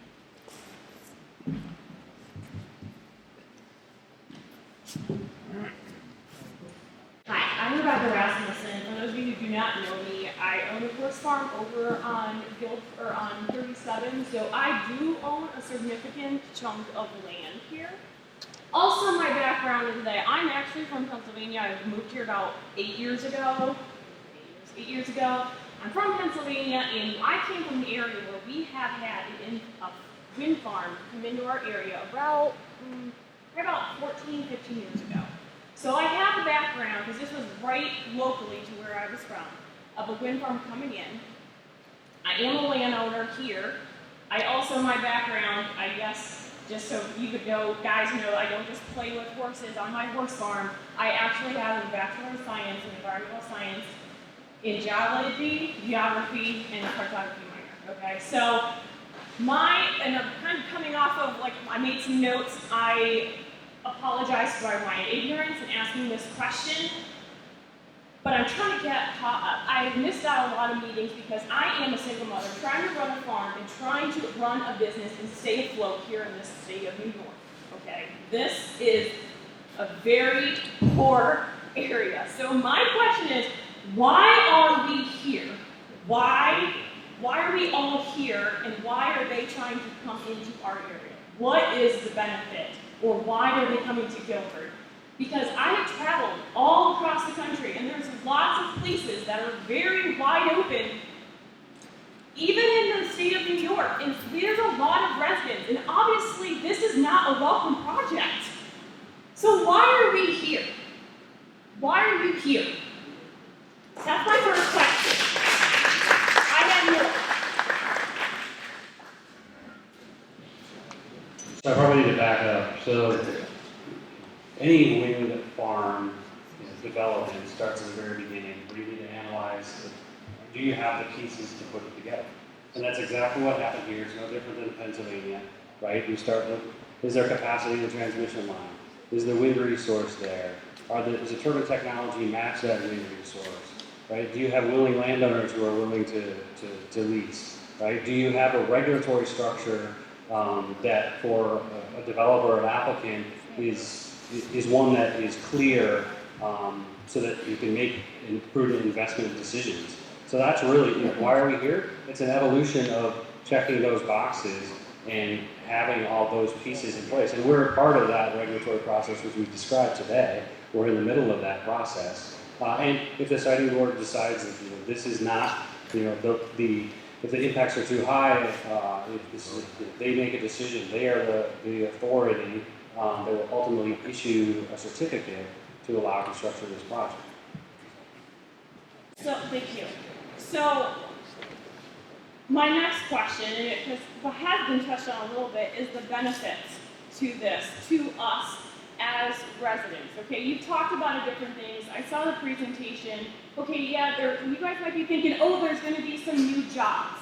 Okay, the people that came into Pennsylvania, and also this is not, I'm also speaking not only of the wind farm experience, but also I come from an area where there was a lot of fracking, and the gas industry was very, very prominent where I'm from. Okay, so the jobs that are here for the wind farm are not being given to the local people. Even someone, not that I'm asking for a job, but even people like me that have qualifications, it's the people that are coming in from Texas, from Oklahoma, from these other states that have the experience, are local people. So don't think that these jobs are going to be local for us local people, okay? Sorry, I tried to write some notes. Also, from my experience in Pennsylvania, the energy that was not kept in our area. So I don't understand all the benefits that why would we want this? Obviously we don't, okay? The energy doesn't stay here, the jobs are not gonna be here, your little slide of, oh, we're gonna throw some money at the pumpkin festival, that's not what we're looking for. And like she said, I was shocked when she just said 150,000 to 500,000. Wow, that's a very small amount of money that we are trying to, that we are wasting all of our time trying to fight this. There are people that I want to say, I'm impressed that they've gotten up here. This is hard for anyone to get up here and talk to you guys. So the fact that they were able to come up really takes a lot of effort. And there's a lot of people that cannot make these meetings. I have not been able to make these meetings because of what I do. So I'm still interested in the benefits. The other thing too is the construction time on this. Like everyone's worried about how long, what's going to happen when they're done. The construction time on this is lengthy, right? What are you proposing for that? How many years? A project of this size is typically done a year. A year? Okay. Summarize. Okay. So, also the blasting were speaking earlier about the blasting that has to go on. That is 12 to 15 feet deep, right? So there's going to be significant blasting that is we are going to have to be dealing with for an extended amount of time. We have families, we have animals. This could cause not only the geological problems of, wells or injuries or whatnot, but we have a lot of bedrock here, and there's nowhere that I'm aware of that you can just, dig with an excavator down 15 feet up on these ridges. So I think that's a little nuanced, right? Each individual turbine foundation is going to be designed, and we're going to do borings in each individual location. So the blanket statement that the 12 feet, the 15 feet, it's all going to be completely blasted is probably incorrect. We'll know that once we have the final foundation design, and we'll assess what that is. So I just wanted to clarify that. The other piece you said that the energy isn't going to stay here. Well, physically, the way the grid works, it is, right? So when we don't have control over the NISO or the grid system. Right? We are a wholesale generator, and there are flows in multiple directions. So the electrons that are produced here, will they be consumed 100% locally? No, right? We produce a much greater amount than could be used locally. Will those electrons make their way, in this part of Chenango County, in Guilford? Yes. So I think I just want to clarify that that this is being transported to Pennsylvania or to Albany. It's all part of the grid. Right? We are a wholesale generator, just like a natural gas plant or any of the other forms of generation that produce power and put it into the grid. Thank you.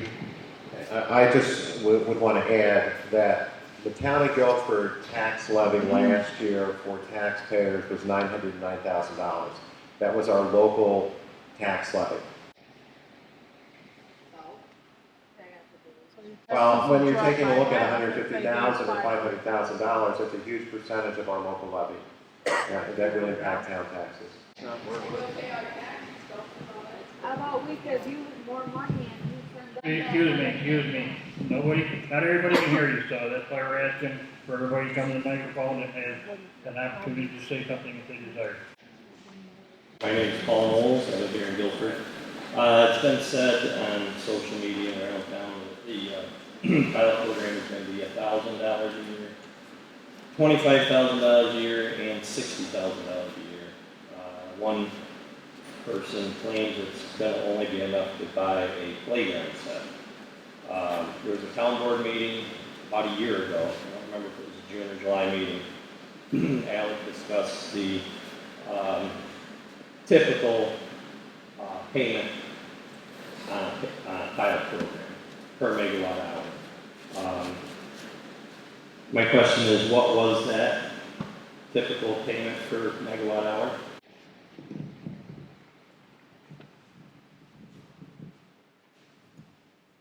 So if I recall, I think what I had mentioned, and put it into context, was I was talking about a range of wind pilots that have been done in the state of New York, and they range, from, I said 7,000 per megawatt, and that, have there been projects that have done less than, yes, and more than, yes, but to be conservative and to, put a number around this discussion, I think it's at 7,000 per megawatt. And I think the clarification, so if you look at 100, so that would be for this project $700,000 annually. But the clarification to the fellow to Brady was talking about was he was breaking it down, I think, to the town level. So as a developer, we're thinking about this levelized tax, so that we know and the town knows what that's going to be year over year. We think of it as the aggregate. Right, the large, that number, that's where that disparity, the 7,000 comes from. Okay, so 7,000 per megawatt hour, $700,000 a year, and that's going to be escalating payments. So they basically rise with inflation, which is approximately 2% a year. That's correct. So, and that's pilot goes to the county, the town, the school systems, anyone involved that we pay tax to. Those three, that's correct. So $700,000 a year. Do you have any idea that this project is going to be about 30 years long? Have you done the calculations on how much that is over 30 years at 2% inflation? So if we looked at So 30 years, I think, would be what in other projects have done pilot for that term. So I think with 2% at 7,000 is probably north of 28 million. Yeah, that's actually the calculations I came up with. My questions are, does that money still get paid whether or not the wind blows?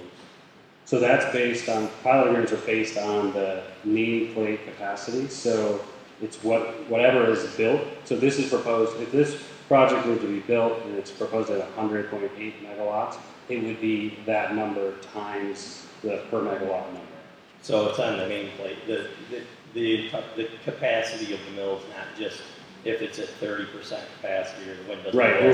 there's no relation to the wind resource. So there's no reduction of, take that number and, multiply it by 30%, for example. It's what's the full installed. 700,000 plus inflation. So what about 25 years from now and the mills are not worth as much as they are when they're put up? Like an old barn or a worn out house, does the pilot payment decrease or does it stay the same with that inflation? So they're typically negotiated over that term at that same level with whether without an escalator if it's negotiated, so throughout the term. So there's no adjustment, reduction. That's typical. So throughout the term, it comes out to about $28,397,000. So it's more than a playground set. I agree with you.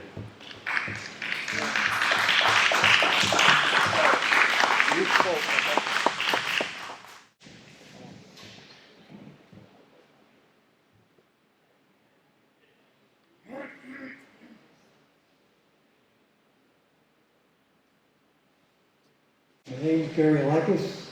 I'm going to start with a question and then I'll shoot. Speak right in Let me bring it over. Okay, any of you from Calpine, how close do you live to all of these proposed monstrosities? Anybody live close to one? No, that's what I thought. Okay.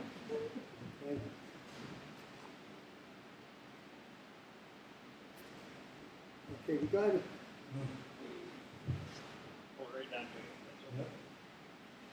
Okay, first of all, it's been said a number of times here, the local legislature, the town board, is obligated to protect our health, safety, and welfare.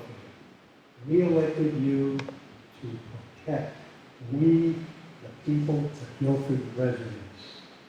Okay? Now, writing the wind law, when the New York State Fire Prevention and Building Code was being written, the various committees putting the code, the state, which is a state law, together, including registered architects, physical engineers, state fire administrators, contractors with many years of considerable experience. Okay. Chapter B, the building construction, was a 5-member committee. They dealt with the regs for footings, foundations, structural framing, sheetrock, fire separation, and roofing requirements. Chapter C, the fire prevention, 17 members. They dealt with exits, window, door size, numbers of requirements.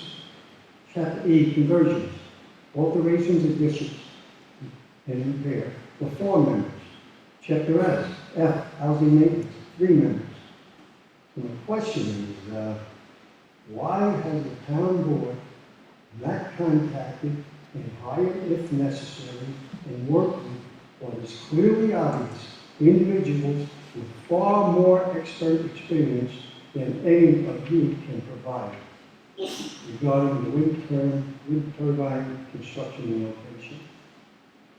The concern is you, the board, need to provide for our safety and welfare, not Calpine's needs.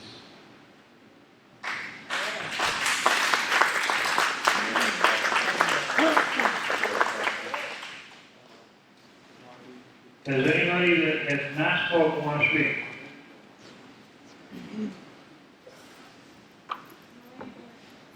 Hi, Tony Reed, Guilford resident. Speak right into the microphone. You can I lift, have something prepared. lift the mic up to your height, adjust it to your height. Better? Yeah. I had something prepared in 86. See us all here.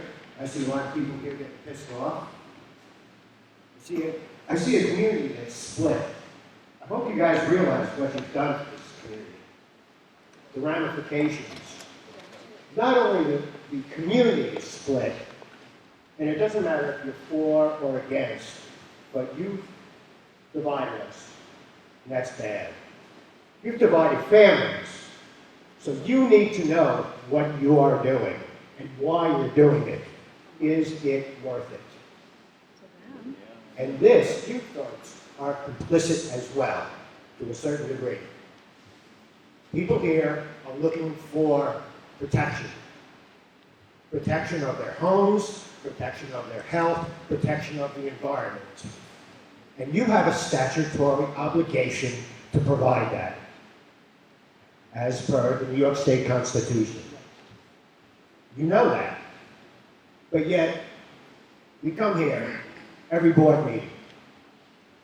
There's interaction between, I'll call it the board, or the draft board, and Calpine. We see it right here. It's on tape. They were supposed to be 650 feet tall. All of a sudden, at one board meeting, boom, we'll make 675. Well, gee, we have one 676. We can see what's going on. No, I need to know, honestly. Everyone here needs to know, honestly. Will you do anything to protect the people, the residents of Guilford? Will you do what's right? Are you going to stop this project? Any answers?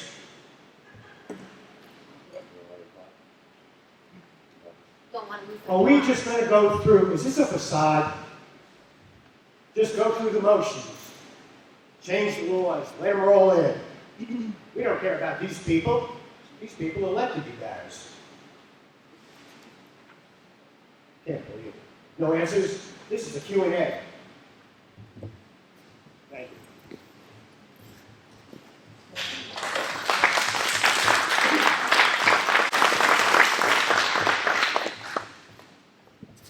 I am Dan Harrington. I live up on Keach Road. We know that Calpine asked for and received greater tip heights. We know that Calpine asked for much lower setbacks and received them. Have any other provisions in the proposed local law been requested by Calpine?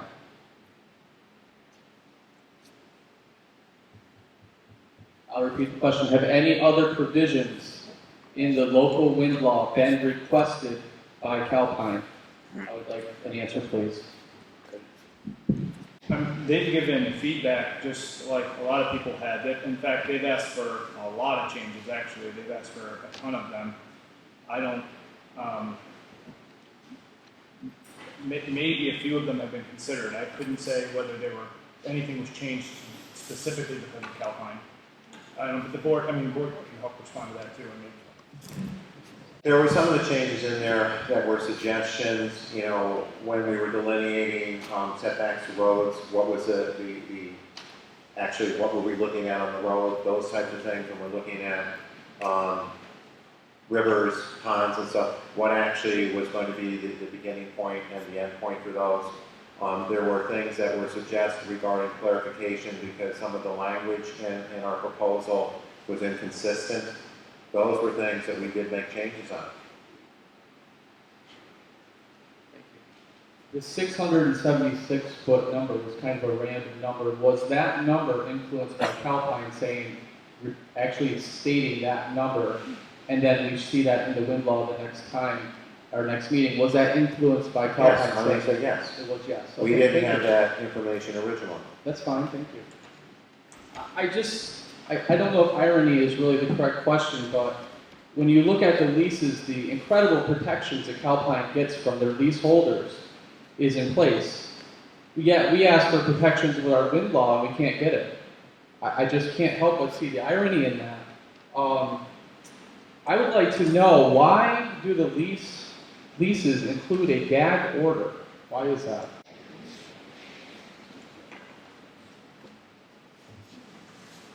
Also, while you're up, Alec, please explain to us what a good neighbor agreement is. I'll address your gag order comment. So we don't prohibit landowners from participating in a project, right? We ask that the commercial terms are kept confidential, which is a standard provision in lots of agreements, right? So I think you're mischaracterizing the gag order piece. What would be the ramifications if they did talk negatively about the project? What would be the ramifications as I cited? just stated, we asked, and that addresses the section you're talking about, the commercial terms. So you asked, your second question was about. No, you didn't answer. I asked you, what would the ramifications be to that leaseholder if they talk negatively publicly about the project? What would what would happen to them? What would be the ramifications? We're talking past each other, right? I just said that what that's limited to is discussing or disclosing the commercial terms of that agreement. Full stop. We've actually, go ahead. What's a good neighbor agreement? Please explain that to us. Yeah, so you can find these in the registry, which we have. They're public document.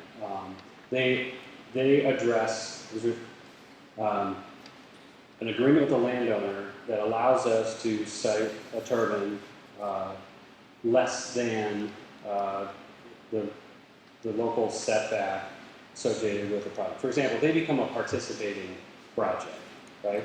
So we do not have rights that would allow us to build on that parcel, right? They're limited to sound, shadow, flicker, and setbacks. Because if you think about this project the layout that we showed, what we really show is the project infrastructure. So the distance there, take an individual turbine, there are multitude of different distances where we might be within that 1.25 times the tip height. So for example, a turbine that's 676 at do my math here, 1.25 is greater than 840 feet. So if our turbine, this is the property boundary, and this is the optimal place for it, we want to lease this parcel so that we can build the foundation, so that we can build the project and put all that physical infrastructure here. But we need a good neighbor agreement because would be in violation of that setback if they're non-participating. How close can you go to a home with a good neighbor agreement? How close can you put a turbine? I think our design goal is 1,500. No, how close can you go? How close would that good neighbor agreement allow you to put the turbine to a person's home with a good neighbor agreement? How close? Included at that. Please answer the question and we'll conclude it. Yeah, as I just said, 1,500 feet is our design goal.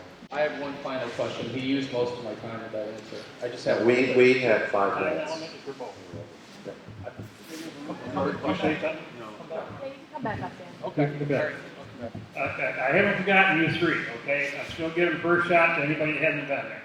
So renewable energy credits, the market for that is different in every state. New York State has a pretty unique construct for this. The state has set goals that a certain amount of energy has to come from renewable energy. However, as you guys know, in this state, you don't have vertically integrated utilities anymore. You're free to choose your electricity supplier from a number of different suppliers.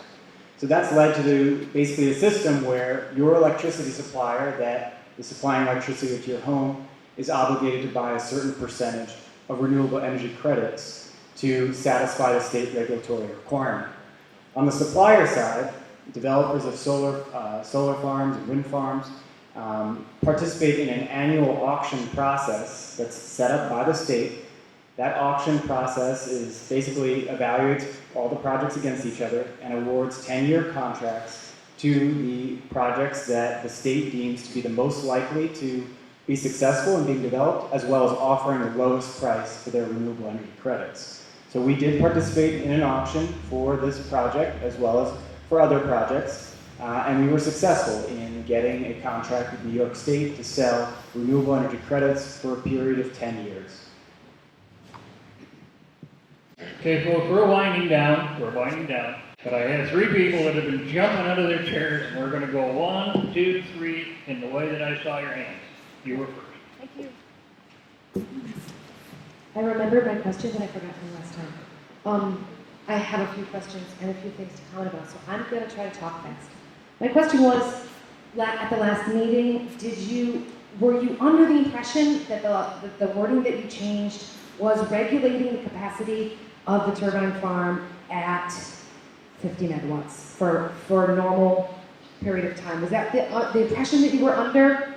Because that's the impression that it sounded like George was under, and that's what we thought that you thought, and we thought it too. So where were you guys at? I'll let Terry start. Yeah. Terry, talk fast. I only got like 4.5 minutes left. I don't know if we were under the impression, we were thinking that, okay, if they're not putting out electricity 50%, then it starts towards that decommissioning plan. But I don't know if you can say 50% if they could only come up with 50% of the initial. It's whatever the initial was to move forward and start monitoring. Because nameplates, we all know what the nameplates say, it's standard. But as far as actual output, do you put out what you did initially, or do you wind down a little bit? Is that the answer? Yes. Okay. From my understanding of the meeting last time, that's not the conversation that happened, but I want to move forward. I didn't hear Alex say it, but apparently somebody else heard him say that there would be 6 houses with shadow flicker beyond 30 hours? Yes or no? Yes? Just yes or no, please. Yes. So the law that you've written has, or are trying to write, has that as against the law. So this was one of the points that I brought up a long, long time ago when I started to talk about shadow flicker, was that Calpine asked for 12 or 14 houses to be able to exceed that rule in the Article 10 process. They're trying to do the same thing here. So that would be against the law that we have written now. I hope we won't change that law.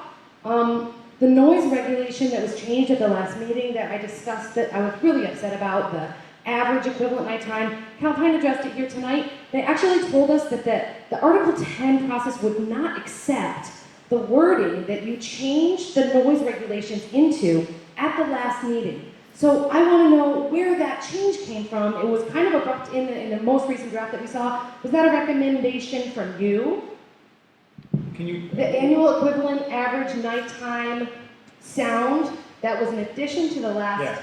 Was that a recommendation from you that the board accepted? Yes. Even though Calpine admitted tonight that Article 10 would not accept that as a regulation because it's so ridiculous? I can give an explanation. Thank you. This I do have a couple sure. more things to talk about. Okay, I'll go as quick as I can. Thank you. This area of law and an area of regulation is under development and under analysis literally right now. The project that is just went through their evidentiary hearings in the Bluestone project, this was one of the main topics. And that's literally where that came from. That came from a week ago, right. that conclusion. So we've chosen to leave it in here because we think it's a good standard. Now, the issue really is more compliance. How do they comply? We're punting to them to show us how they're going to comply. So that's why it's been left in there. Okay, so I want to take issue with what this woman said over here about setbacks. They have showed us the setbacks in a chart of what ours look like, what other people's look like, what they look like in the state, right?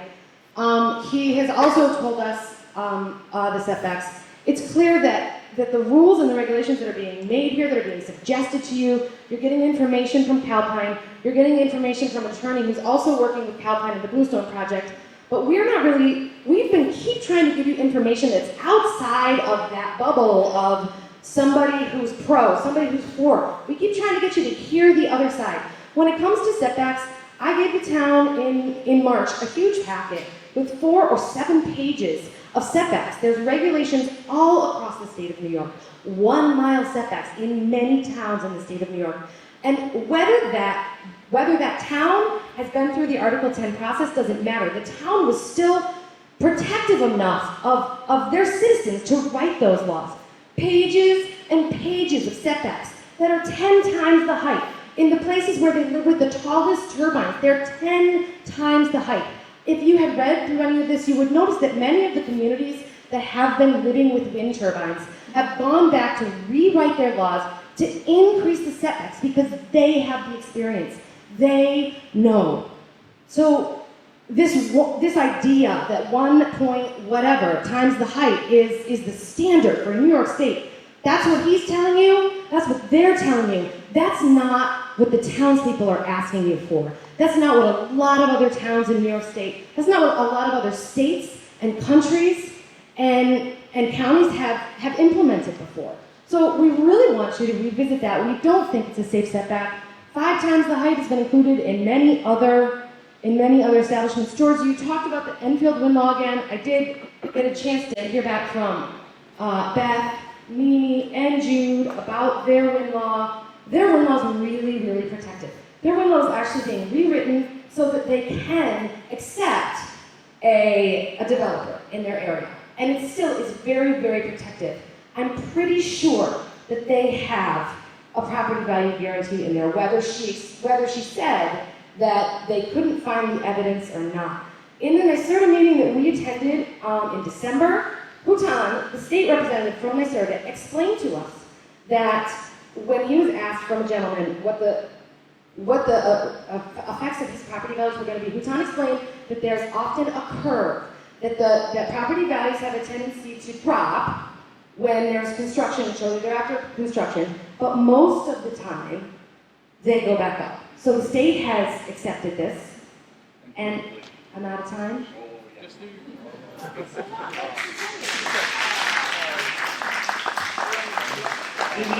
That quick, but yeah.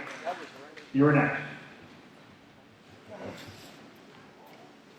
I want to piggyback off of what Paul Knowles was saying, and was trying to bring to everyone's attention the amount of money that would come into the county and the town and the school districts. So you guys are saying $700,000 per year for the county, the town, and the school districts to split. And over the course of 30 years, it's approximately $28 million. What are you going to do in year 31 when you don't get that $28 million anymore? How are you making up for that money in our tax base?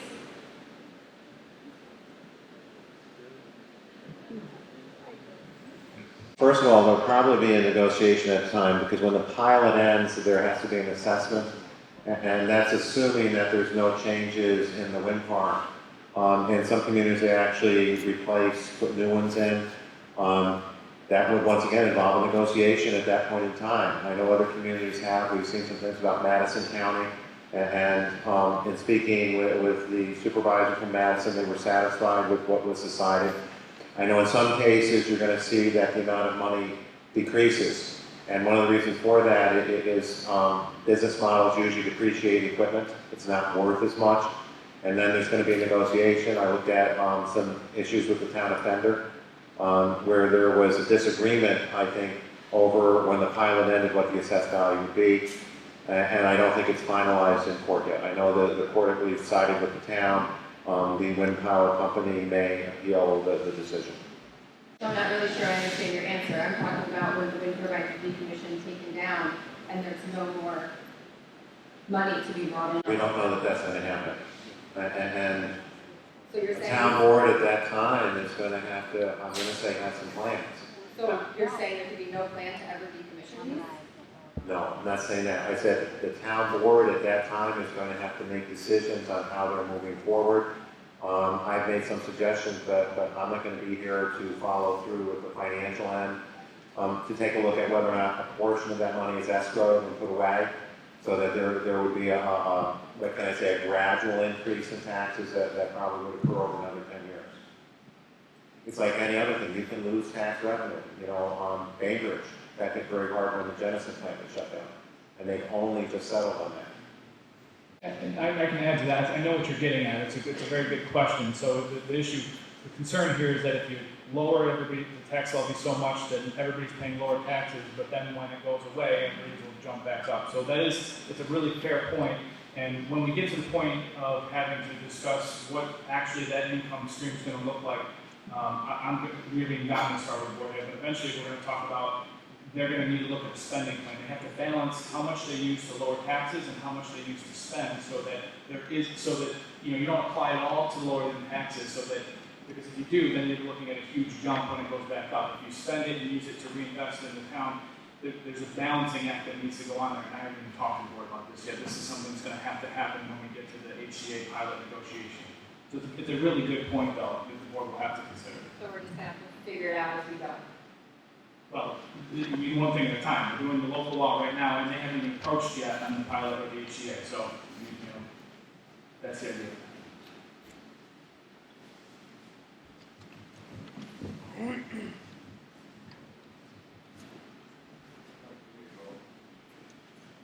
Almost again.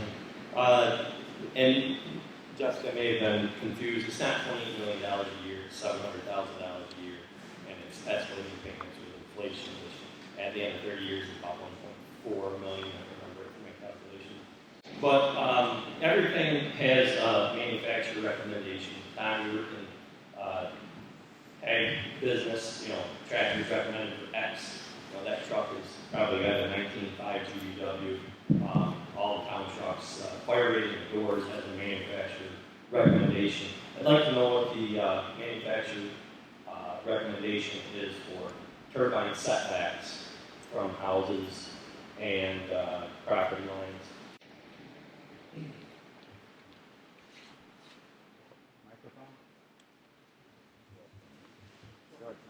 Yeah, hurry. Wake up. No worries. I don't know that I know them off the top of my head, but they are included. They will be included in Exhibit 6 setbacks of the application that will outline manufacturers.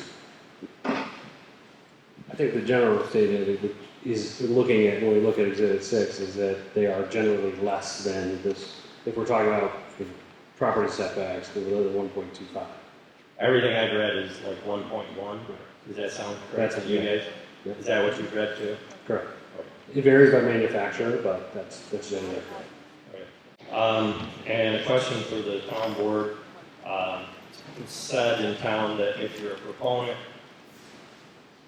things have to be written in crayon for you to understand. How many hours do you guys estimate? Do you guys feel that you've done researching? It's been 3 years now since the board has been contacted. George, I know you do a lot of researching. We have some professionals on here. I'm over 300 hours of reading documentation and research since January.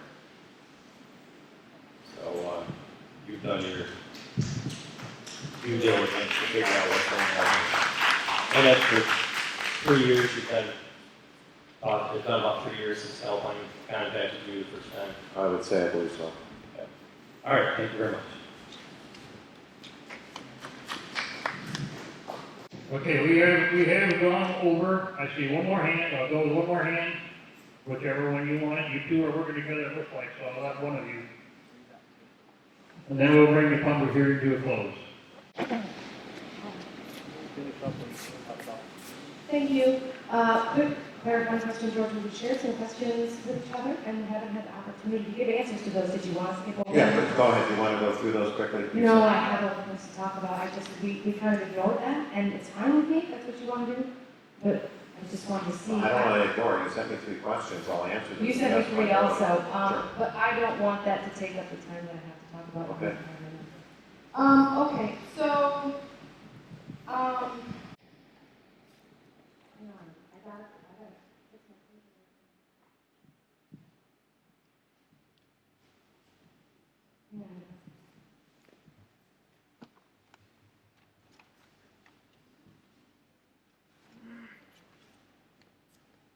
Okay, so Dan asked Alec the question, what is the setback to the house of a person with a good neighbor agreement? And his answer was 1,500 feet. It was hard for us to get you to make 1,500 feet the standard for a non-participating property. So right now, the standard is the same for the person who's getting paid for their silence from Calpine as it is for the person who doesn't want to live next to this. That is the same setback right now, according to the law and according to Alec. The Good Neighbor Agreement has a paragraph in it that I have read to the town board at the presentation that we gave, and I want to read it again so that everybody understands what Calpine is asking people to agree to. The owner irrevocably grants the company a perpetual and exclusive easement on any audio, visual, light, noise, vibration, air turbulence, wake, electromagnetic, television reception, ice, or other related weather-created hazard or other effect of any kind whatsoever on a 24-hour per day, 7-day a week, resulting in directly from operations conducted now or hereafter. So it's for the people who don't want to give up these rights, who don't want to live with these things, that we're asking for a greater setback than the people who have agreed to live with these things. I had a meeting with you, George. Right before the presentation, I went in to make copies, and Jessica was there, and we had a conversation, and you had told me at that time that the board was not going to try to stop this project, that there would be a law and there would be a public hearing. I said, what happens if the public come and everybody, and 100 people come and they say they don't want it, and you said, well, the board will have to revisit at that time.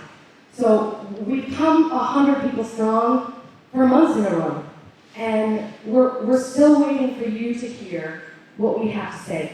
As you know, and we sent you the results of the survey today, and we are willing to share those cards with you. We sent the pie chart with us. We sent the pie chart with the survey results in it to you today about me. I was still online at 3. Well, anyways, we want to share them with you.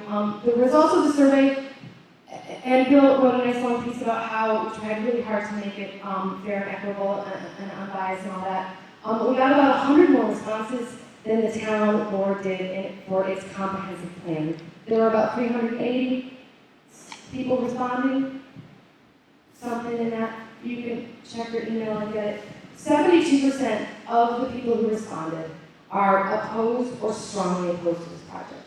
So the same number of people who were in favor 6 or 7 years ago when you did a survey that's listed in your comprehensive plan are still in favor. We actually didn't even get the same amount of people in favor as there are number of leaseholders. But we got a great response. So 72% is the amount of people that responded to that survey. Yeah, can you tell me which one you want? Or do you want to read it?